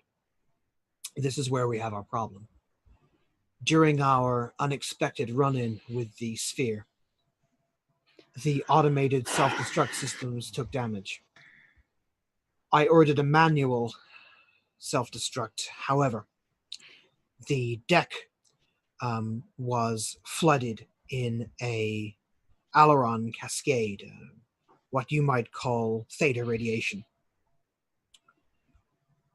While waiting for the levels to diminish to a safe point, you arrived before they could, and so we were not able to commit the manual self-destruction that I would otherwise order. Ordinarily, I would quite concur with your urge to evacuate and get as far from Borg sphere as possible. However, in this instance, I'm sure you can understand that it would be fatal, not only to my people, but to the entire Alpha Quadrant, if the Borg were to get their hands on this cloaking device. And since I cannot guarantee that the cloaking device will successfully self-destruct upon assimilation, someone must go and destroy it manually. As you can see, I am in no shape to do so, though of course I would prefer to, and since all but one of my crew are presently guests of the Borg, I have no choice but to appeal to you.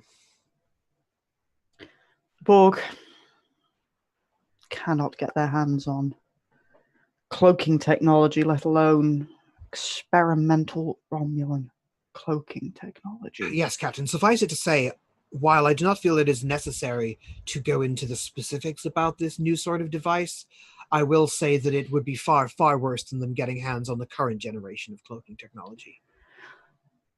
You know, let's hope that a thorough debriefing on the capabilities of this cloaking device is not something which is going to become of absolute urgent necessity to the Alpha Quadrant. So for now, I don't care about your secrets.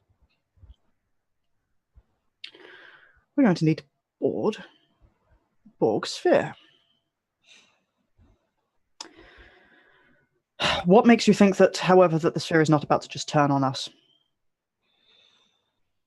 At present moment, I'm sure by the time you return to your bridge, you will find that your tactical officers have confirmed the Borg Sphere's own weapon systems are quite disabled. Yes, tell me everything. How did you come across this Borg Sphere? We've not heard from them in years. As you know, following Starfleet reports that the collective was destroyed, we have become bolder in exploring areas formerly occupied by Borg transwarp conduits. These areas happen to be remote and not contain any sensor arrays belonging to any Alpha Quadrant power, and so we felt confident we could test our device there out of the prying eyes of even on certain branches of our own government.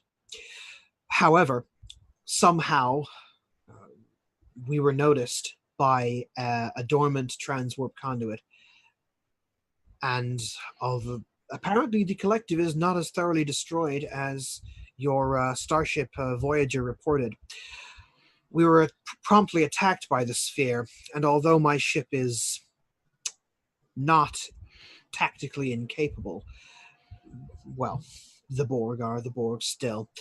We, as a last-ditch effort, we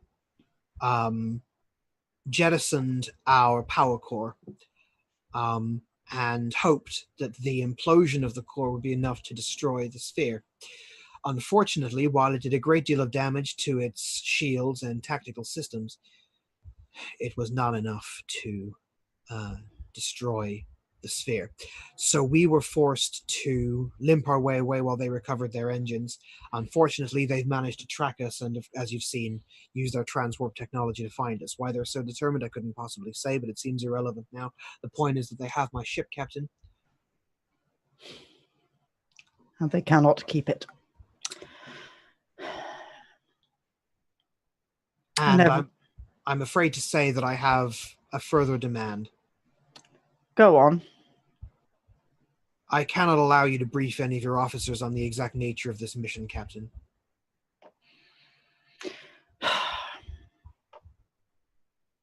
I am prepared to trust a Starfleet captain, because in spite of the belief of many of my colleagues, my experience has been the Starfleet captains are persons of honor and integrity. And I'm willing to extend that belief to you, though of course we've not met, and I'm not familiar with your record. However, as I'm sure you've gathered, the sensitive nature of this operation means that the more people outside of my crew that know about it, the greater risk I personally am at. It only takes one of them to mention it to a colleague at a starbase or enter it into a personal log. My crew will be informed of what they need to know to get this mission completed. Then we are in complete agreement. The only person who needs to know anything about this device or that it specifically needs to be destroyed is the person deploying the explosives. Since that is a one-person job, Captain, I believe you're the most suitable to do that. That leaves complete failure of any redundancy should anything happen to me, and is unacceptable for a mission of this importance. My crew will be informed of what is necessary. They cannot learn of the cloaking device, Captain. They can be informed of what they need to know, of what they need to blow up. We're going to see some things, and who knows what they'll pick up. They will be informed of what they need to know They don't need to know what the damn thing does, but they need to know what the mission priority is, how to find it, how to destroy it. Then can I at least ask that you forbid them to scan it? I'm fairly comfortable with the idea of us not trying to gather your damned secrets while we're on the middle of a Borg sphere. I understand your reticence. However, if your reticence leads to the failure of this mission, then your secrets will be absolutely meaningless. Well, I have put the fate of myself, my family, and the Alpha Quadrant in your hands, Captain. It would not do me any good not to trust you and your crew now. Thank you. I have no intention of playing any damn political games while we're out here. No, indeed. The Borg are somewhat beyond those petty concerns. That they are. Thank you for bringing this to me, and thank you for putting your trust in me, Major. I must request to be involved in any staff briefings that you hold. I think that would actually be highly useful. Very well. Obviously, I've divulged to you state secrets, and now that I've done that, I feel there's a certain amount of fluidity of information between me and you personally. But I hope you will not take it as a slight against your crew if I am more reserved around them. By all means. We don't have to be friends. Now, I will gather my stuff, and in the meantime, you are going to get that arm looked at, Major. Yes, I believe that would be a very good idea. I don't suppose, following on from our very successful alliance against the Dominion, your replicators could possibly get me a glass of Khalifal. I have absolutely no idea, but I think you may be able to find out. Thank you, Captain. Gestures to the door. Step out. Athan to senior staff. Report to the conference room. Hi, Zephram. Zephram arrives at the conference room also. Well, senior I want my staff, cat here because it's the fucking Borg, yo. Your cat's also a hologram, so like they can't assimilate him. No, but he makes me feel better. Aw. Remind me who constitutes as senior staff. Every single character except for Zal, and whether or not Burov wants to be here. I think Burov, in theory, counts. Yeah. Would rather stay. Yeah, I would count them because they're chief medical officer. But It's not the worst idea to have. Well, though it's not the worst idea to have a medical officer weighing in on. Also, I've just realised. Normally, Burov would want to be with patients, but Burov can leave the unconscious Romulan with Dr. Light and accompany Major Vlaneth to the briefing. Oh. And set his arm there. Mm-hmm. Yeah, probably because Major Vlaneth is like, give me a painkiller, okay, I'm done. No, you're not done. Please keep still. And Talik, or whatever the hell his goddamn name is in Ops. Tarek. I'm glad he's got a Tarek. name now. Okay, Ensign Tarek. Ensign Tarek. We got a new NPC, guys. Ensign Tarek is a Cockney Asian. He's the best one. Okay. Yes. He's my Cockney Asian boy on the bridge, and I love him. He can watch the sphere and just slowly piss himself. Major Tarek, Ensign Tarek, you have the con. I don't want it. It's everything I dreamed of in the worst circumstances. Cantos just sort of pats him on the shoulder and goes, "Know how you feel, mate." This time you get to shoot Talandra.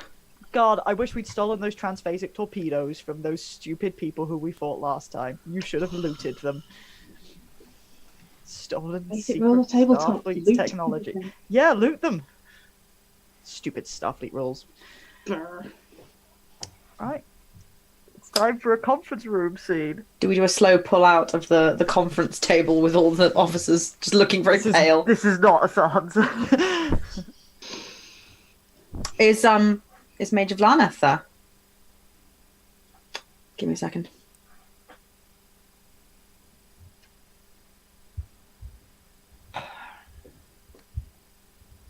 May I introduce to you all Major Vlaneth?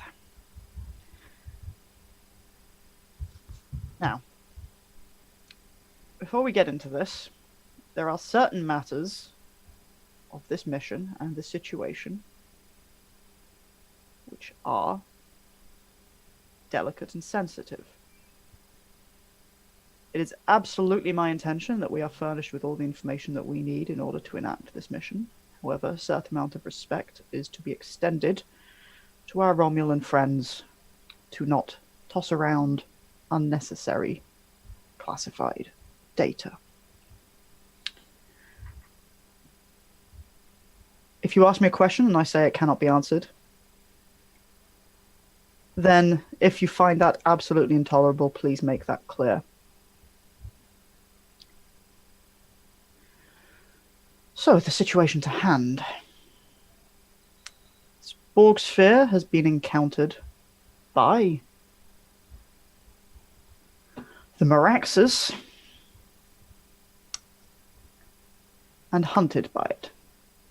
The sphere has been damaged by the Maraxes and has lost its weapon systems, Major? Any further assessment you can give of its current tactical condition? We believe it has lost its weapons guidance systems, its phaser cannons seem to be offline, and has lost many of its shield arrays. Now, that does mean that we have a little bit of time. However, as we've seen, the sphere also has transported the Maraxes and taken it in. We cannot yet leave and raise the alarm, although certainly we'll be sending emergency transmissions.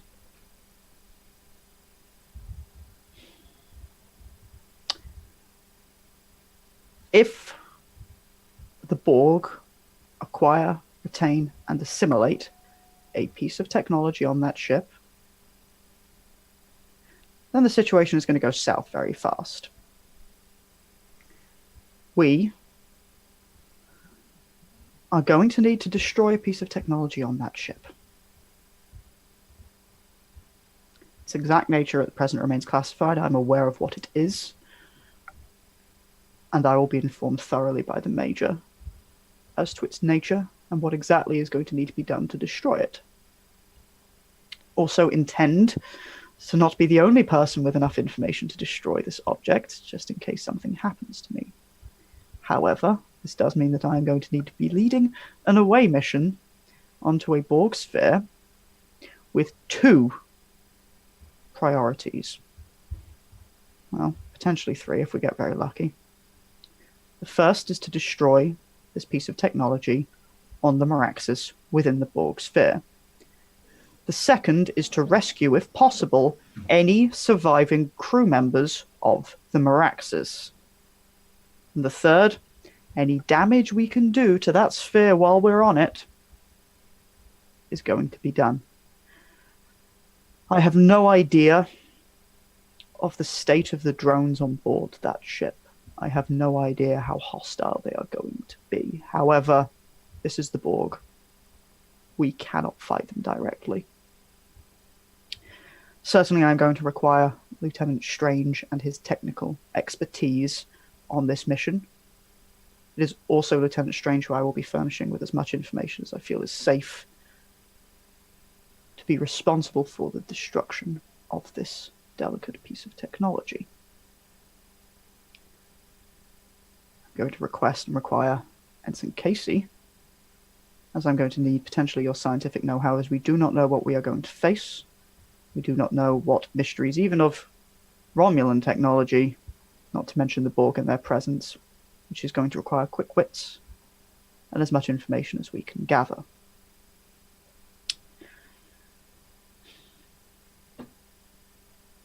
Commander,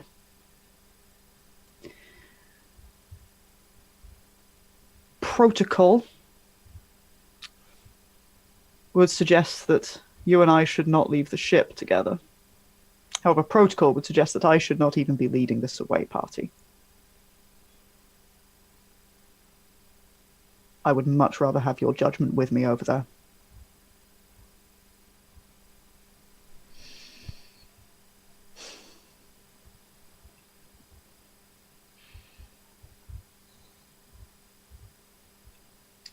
If I may, Captain. Please. None of this is by any book. I believe this quite goes beyond the definition of protocol. Yes. And the risk of assimilation to a Starfleet captain is an unacceptable risk. Unfortunately, the stakes were already a little bit higher than that. Of course. I'm certain that the Tal Shiar have briefed you differently. Is it an actual necessity for you to go on this mission? It is not required that the skills possessed solely by myself are deployed. Then No. it is an unnecessary risk, Captain.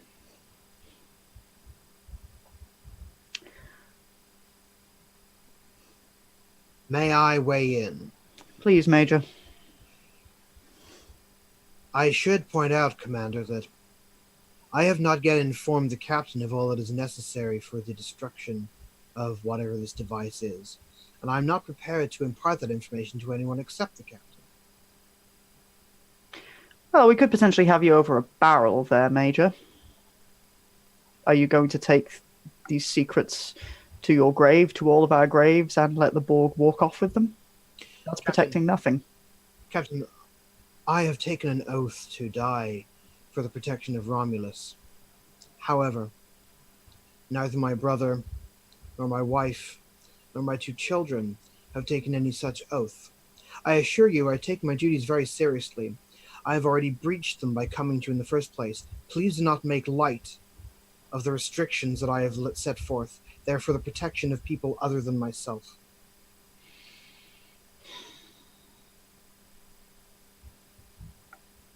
Therefore, if your oath is in the defense of the people of Romulus, then it is illogical for you to be inflexible upon how that protection is meted out. If we are compromising by sending Starfleet officers into that Borg sphere in the aid of you and your secrets, Major, it would behove you to be more flexible on your end. Indeed. The flexibility that I will therefore offer, if your protocols and principles will not allow the captain to personally attend to this mission, then I will not gainsay that. It is not my business to interfere in Starfleet protocols. However, the information I provide will be much less specific. Therefore, the certain destruction of the device in question, while it will be guaranteed, it will be a much less precise operation, and therefore will carry additional risks.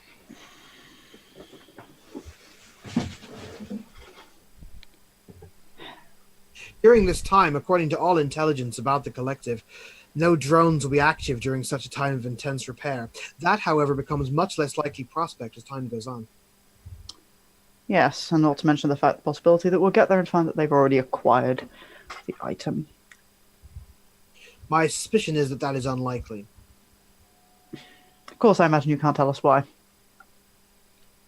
Indeed. Commander, the stakes here are far more than just simply my assimilation. If the Major cannot be forced into this, and I'm not going to force him. I would certainly rather that these were secrets which he shared with my senior staff, considering there is nothing here that I will not trust them with. I have made my recommendations, Captain. I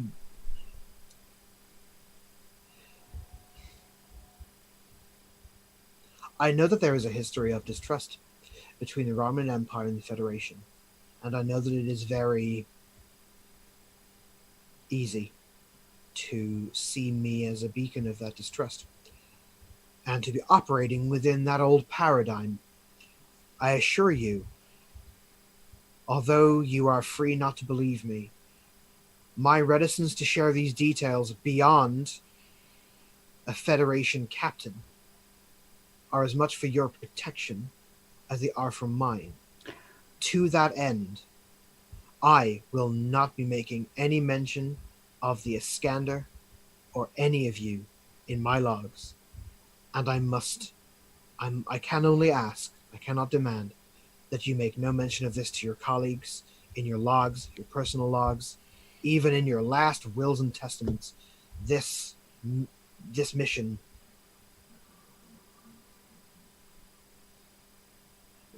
must go to all of our graves. Transmissions are going to be made after this meeting to warn of the presence of the Borg. Transmissions are going to be prepared for the possibility of our failure. That is indeed wise. In the event of our failure and nobody else arriving in time to stop it, then being executed for treason will be the last of my family's worries, Captain. Yes, it will. I will lead the away team. Again, Commander, I would rather have you with me. I do not doubt it, Captain. And Lieutenant Kantos. While we're away, the bridge is going to be yours. The ship is going to be yours. Aye, Captain.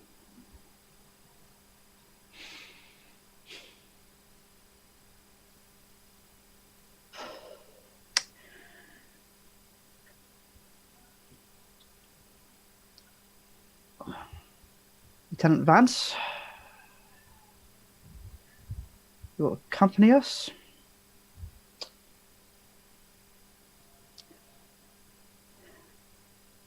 Very well. Everyone, get ready, get equipped. We're going on a small and discreet away mission to a Borg sphere.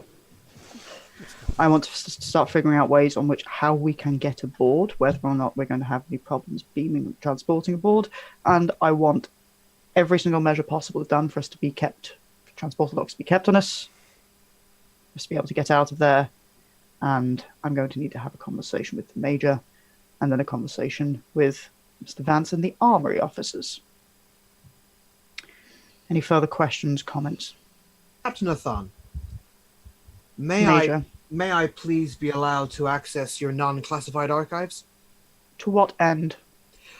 I have some intelligence regarding this Borg sphere, which may be useful in formulating your plans. Commander, please assist the Major in this matter. I can do it all here in front of you all, if that would put you at ease. Go ahead. Landra pulls out the things and puts in her guest password. I believe the Starfleet registry number is 47103 Alpha.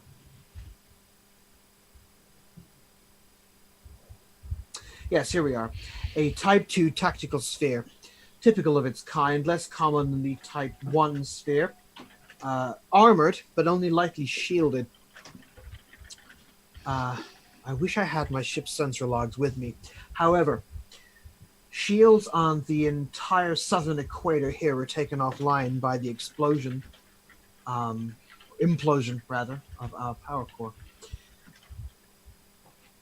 Typically, the internal assimilation chambers will be inside a secondary layer shielding, so we will not be able to beam directly there. However, the assimilation pre-chamber is located in this quadrant here, which is within the outer shielding, but outside of the inner shielding. If we beam here, we'll be within half an hour of rescuing the crew. At least it will be on our way, and we'll be able to assess their status. Okay. The ship itself will be towards the core. Our intelligence scans indicate that the sphere's vinculum has been disabled, which means it will not be able, for the moment, to send a distress call to other Borg vessels. This buys us time. However, I should note the tactical behavior of the sphere does not appear entirely consistent with the behavior of spheres in the past. We should, of course, suppose that the collective adapts its tactics as well as its technologies. Well, I can only say that according to our observations, compared with our and Federation records, this sphere reacted far more quickly in a tactical situation than they have in the past. Thank you, Major. Of course. Any additional thoughts? All right. Crew of the Iskandar, focus up. Yes, this is the nightmare scenario. We're in it. The moment that you accept that is the moment that you can lean on your training, lean on your colleagues, and get the job done. In a very real way, the fate of the galaxy is about to be in our hands. Narrow it down. Fates of the people around you. Fates of those 18 souls still on that ship. We can get the job done. I know we can. We've trained for this. We wake up from nightmares eventually. Get ready. Take what preparations you can.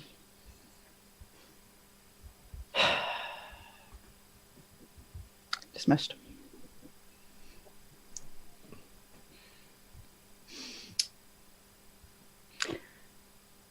Be with you in a moment, Major. Of course, Captain. Where would you like me to wait? You're just waiting here. Of course. Fun. Gets up. Striding forth. Yeah. Commander. Captain, if you look like you're going to catch her for a talk, Mm-hmm. she leans out of the door and points to Strange and Casey. Lieutenant Strange, Ensign Casey, my ready room. Yes, Captain. Commander. Gestures to the... Athan gestures to her ready room. Come in, shut the doors. I know there's nothing about this that you like, and I agree on the risks. However, I don't have time to arm wrestle a Romulan over his secrets. I do not doubt your judgment on this, Captain.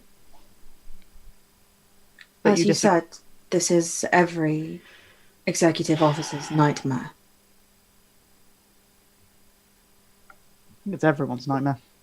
A situation in which you cannot reasonably refuse your captain's request to attend a dangerous, life-threatening away mission.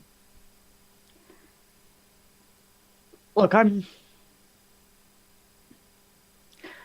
not exactly desperate to rush off onto every away mission. I'm not exactly desperate to be the first person to pick up a phaser. Obviously, you don't become a captain to sit on your hands, but You have been pleasantly shipbound for the time that I have served you, Captain. how do I send you to a Borg ship and sit in the captain's chair? That doesn't... I don't give a damn about procedure. How do I do that? Because it would be my duty to, Captain.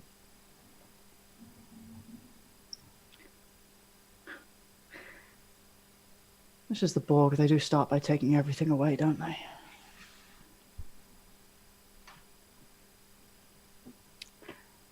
I need you with me over there. I know I have you with me over there. I trust that what I am about to say will not come across as patronizing, Captain. I think that you are a credit to your title, and I have not found a more pleasant posting since I joined Starfleet. But from my understanding of Borg tactic, the fear always comes first. It is why I do not trust the Romulans in this matter. I do not think of myself as immune. But I know that the crew are afraid, They are. and fear makes you vulnerable.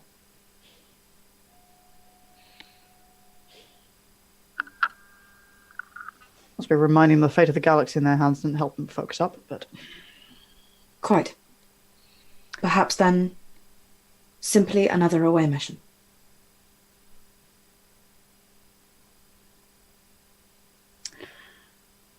Are you going to be giving Strange and Casey that pep talk? No, Captain. Something else? Yes, Captain. Such as? It was a talk I intended to give them after our last away mission. Very well. And for what it's worth, Captain, if this mission is successful and is to be entirely stricken from our records, then documenting my complaints about you and I both going on away mission seems an entirely futile effort. It's true. I'll let you get to them. Thank you, Captain. And I meant what I said about fear. Not just about the crew. I know. She Mm-hmm. gets her stride on.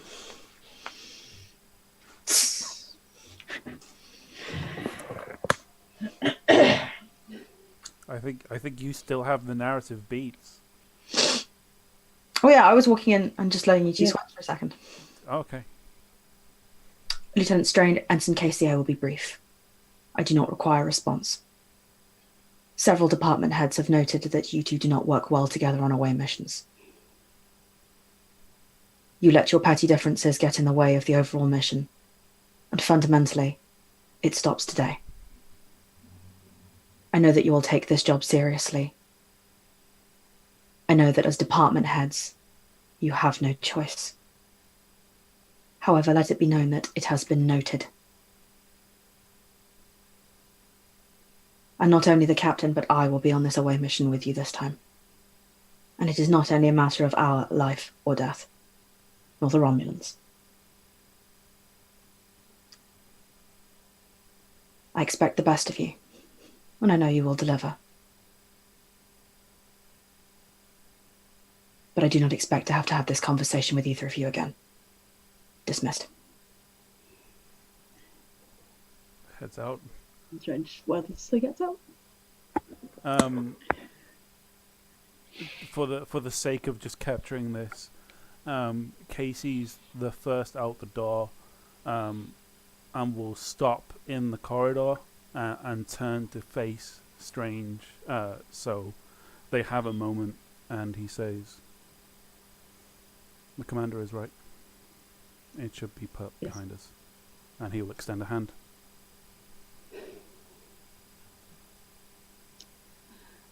And yeah, Strange will take it. He shakes it. After letting out quite a shaky breath. He's kind of like tension, like kind of letting out the tension sort of thing from that. That's the kind of Kind of picking up on the shaky breath, he says, "This will be okay. We can do this." Yeah. Okay, let's make ready. Just a bit nervous. So am That's I. it. So am I.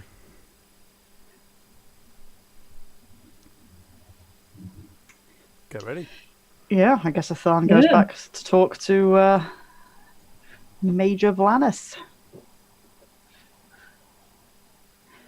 He has gone to the meeting room replicator and has indeed acquired himself a blue beverage of some kind. So, Major, what do I need to blow up?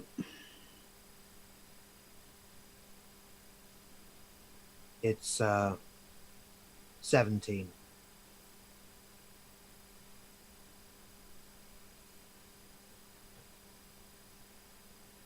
$17.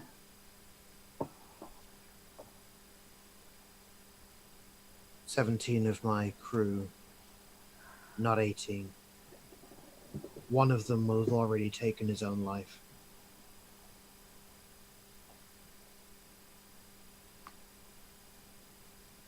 They are a mission priority. I appreciate you having added them to your mission, Captain. It goes towards what I said about Starfleet officers being persons of honor. And if we can't save them, then I damn well hope we can blow that sphere up. That is your determination to make, Captain.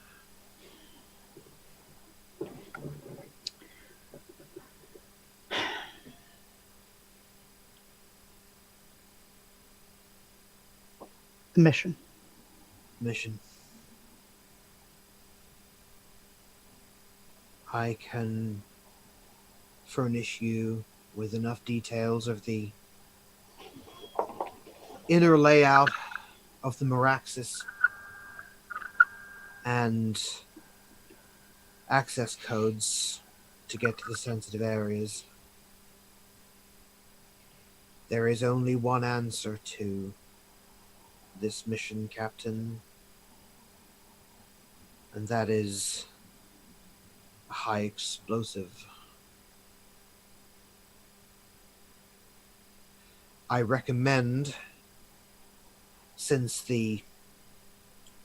I know very little about a cloaking device, Captain, even among the Tal Shiar, only very specialist officers are trained in their use. However, I do know that the explosive used to destroy them is based with isodymium, which I assume your tactical replicators will have no problem producing. I would imagine not.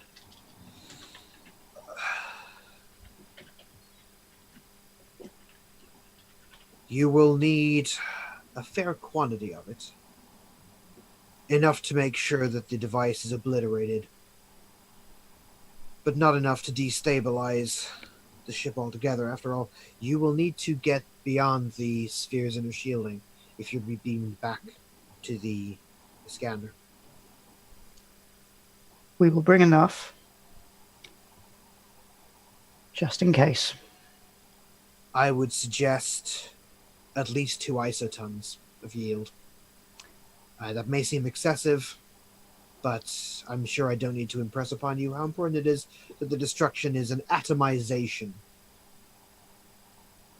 How much is it going to take before it kills all of us? 3? If that.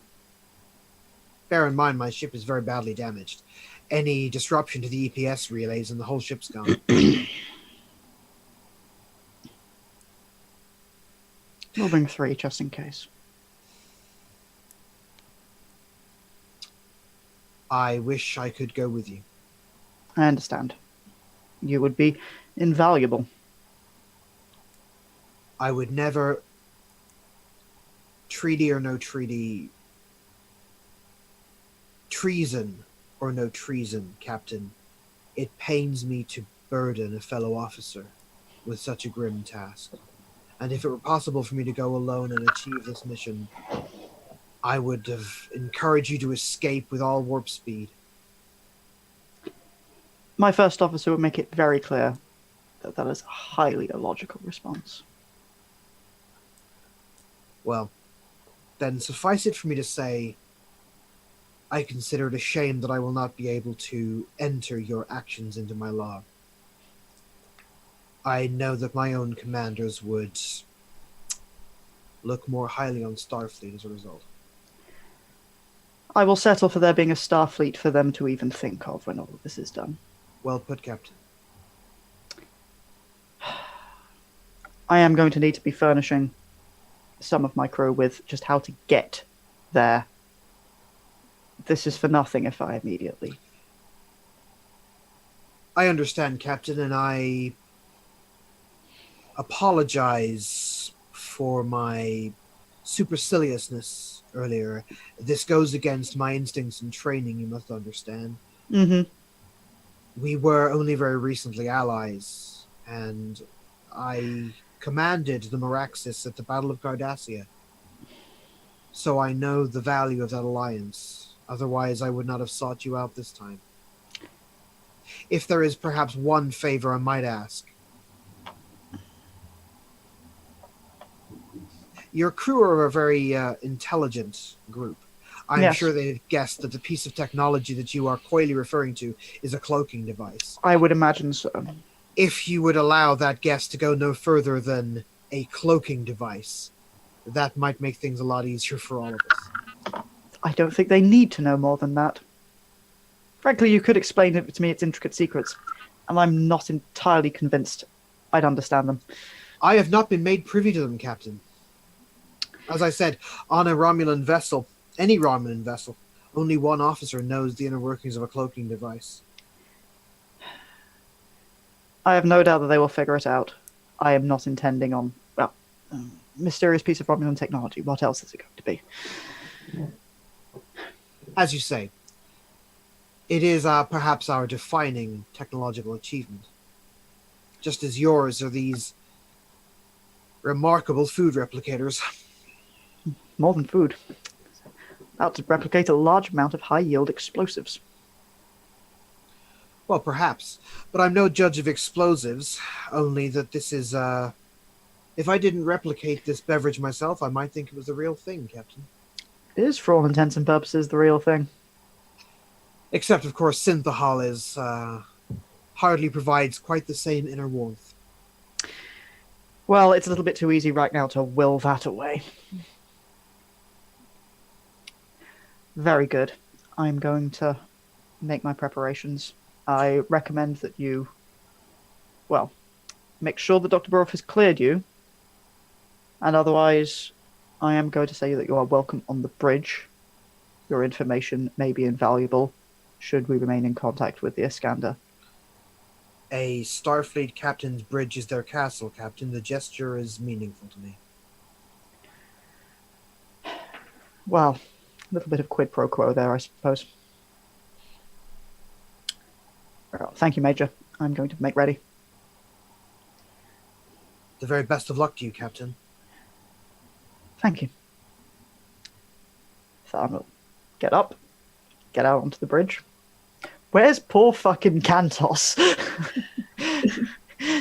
Assuming that Salandra has already left the bridge to go and sort things out, Kantos is in the con, starting to try and formulate plans Yeah. and contingencies for, in case of X, do this. Athar will sit down in the XO's chair next to Kantos. Well, Lieutenant, I wasn't really expecting to be quite as have as much foresight as it seems that I did. Don't think this is quite what you had in mind when you said something about taking the con under different circumstances. No. It is of absolute priority. The thing which is untenable is for that sphere to be flying away from this with the technology procured and for nobody to know about it. If it is abandoning us, if that's what it takes, do it. Understood. If we fail, word must get out. I'm going to have a briefing package prepared on a pad on my desk. It is not locked. I will be trusting you. If I do not return, you must send this to Starfleet Command.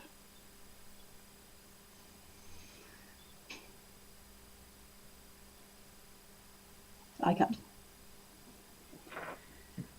You've proven your chops already, Lieutenant. It's just another day at the office. Aye, sir. Thad gets up, goes to replicate a shit ton of bombs. Probably down in tactical with Paul Vance, who I'm having to bring with me, because why would I go without a security officer on this mission? Why have I done this to myself? Well done, Gollum. I was like, who am I going to bring with me? If I bring Zal, then Mike's just got to be two people. And okay, Vance would throw a shit fit if this away mission was going on and he wasn't on it. Vance can be the stern, silent type. Yeah. But the accent. I He's can do got to both. speak. It We gets can get a lot of- assimilated very quickly. Ah,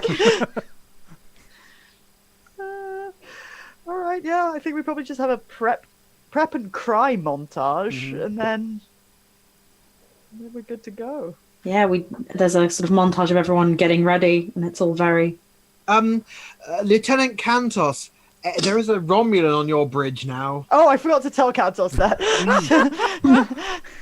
Oops. A Romulan, in point of fact, comes onto the bridge, and asks to be assigned a station.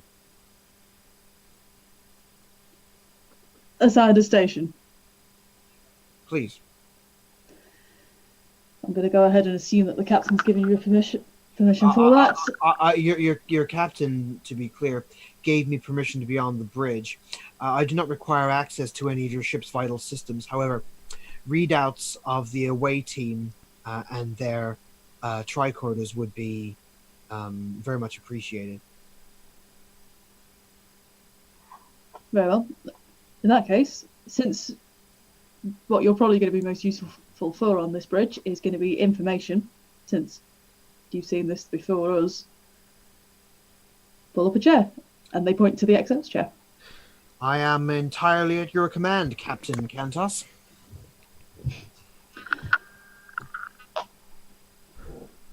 You give this guy the bridge for like 5 minutes. That's my chair. I have a Romulan sitting in my chair. And not just a Isn't that Romulan, a point- Tal Shiar operative.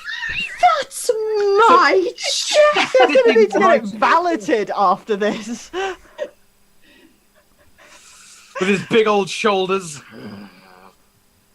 Oh yeah, Asan also writes the "if everything goes to fuck, I'm telling Starfleet Command everything" document, and it sits on her desk. Because if that goes wrong, fuck you, Major Planeth. I'm dead. Well, if it goes wrong, the very last person who'd want to keep it secret is Major Vlaneth. That's how you know it's all gone wrong. The Tal Shiar are like, tell everyone. He's crossed the Rubicon now, to be honest. Yeah. Yeah, And for a penny, bit and for late a for that. You know the thing about Vlaneth is if he survives this, the very first thing he does is he resigns and never gives a reason for it. Yeah, it has occurred to Athar that, technically speaking, I don't think only I can be given this information. But, what the fuck ever, I'm not going to tell Delange that. So yeah, I think that's a great place to leave it for this Oh. one. Yeah. Ugh. And then 2 weeks from now, when we come back, we can do our lock and load preparation. And please, and the reason I want to leave 2 weeks is because I think that you know, Kath, that it's traditional for a Starfleet captain to do a voiceover monologue as their crew prepares for what may be, for many of them, a fatal mission. So I very much want to hear your Dogs of War. These are the times that try men's souls monologue. I want them to come up with for that while they get ready. But that's it for this week's thrilling episode of Star Trek Iskandar, The Old Enemy, with a nice bait and switch about the enemy in question. Oof, Nicely done. so good. Yeah. Well, We all like the Borg could only be done under special circumstances. I hope that my use of my introduction of the Borg for the first time in your campaign like, has been well done. I you know. yes. Please come back and do this again, unless you kill us all, in which case there'll be no more game. In which case, bugger off. We never want to see you again. Yeah.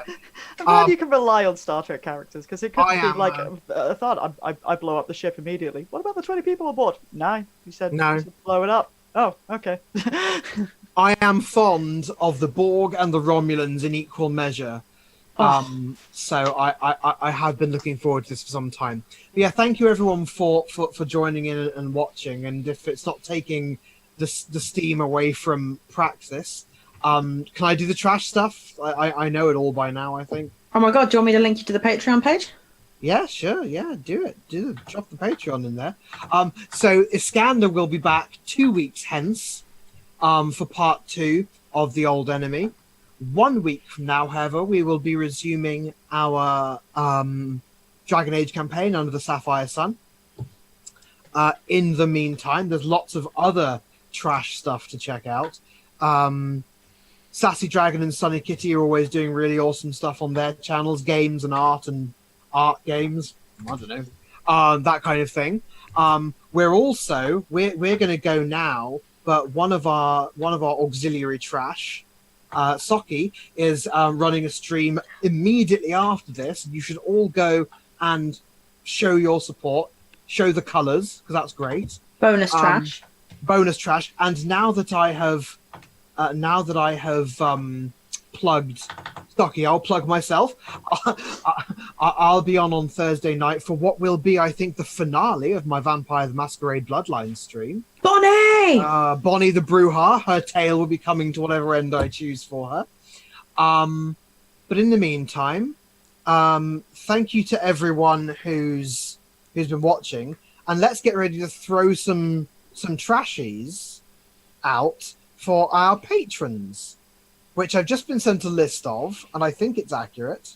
Do I just name them all like this? Yeah. Okay, so get some trashies up in the chat for Amy C, Domitella. Angela Eddington Molyneux, the fabulous Araloki, the marvelous Caffeine Kitty, Chris Gallen, Diego de los Reyes, which I hope I'm pronouncing correctly, with the rolled R and everything. I will leave you to last. Henry Prestige, Hobbs138, James Muffy Malloy, Muffy! Joanna Marsh, Louise Sutcliffe, Michael Bowman, Mike Fielding, Mike Kilburn. Oh, is this Mike Kilburn character? Don't know about that. Terrible. Red Fox, the aforementioned Socky, of course, Vixie B, and last, and very possibly most, the incomparable Helena Handbasket, which I hope is a good impersonation of how Practice always says it. I mean, I think you are me now. I am you now. I don't think I could play Talandra as well as that. By the way, this is my first... Praxis has been assimilated. We live in the same house, like it was bound to happen eventually. True, it is true. Can I say as well that actually you are just speaking to my players now. You are magnificent nerds, and just I have enjoyed this probably more than any Star Trek I've ever GM'd. Just this session has been one of the best Star Trek sessions I've ever GM'd. Thank you. It has been baller. Thank you very much. Thank you so much. I cannot wait for part 2 and throwing you up against the Borg. It's going to be fun. So yeah, thank you everyone for watching, and thank you guys for showing up. And I will see you when I see you. And please, please, please, please follow Asquilus and go and watch her, because she'll be doing art, I think, which is fantastic. Because she is so ridiculously talented. In 15 minutes. In So 15 go get a minutes tea and be there. Maybe one of us will figure out how to do a raid and send you all that way. I have no idea how that works. But anyway, we will see you at some point. Au revoir. Bye-bye.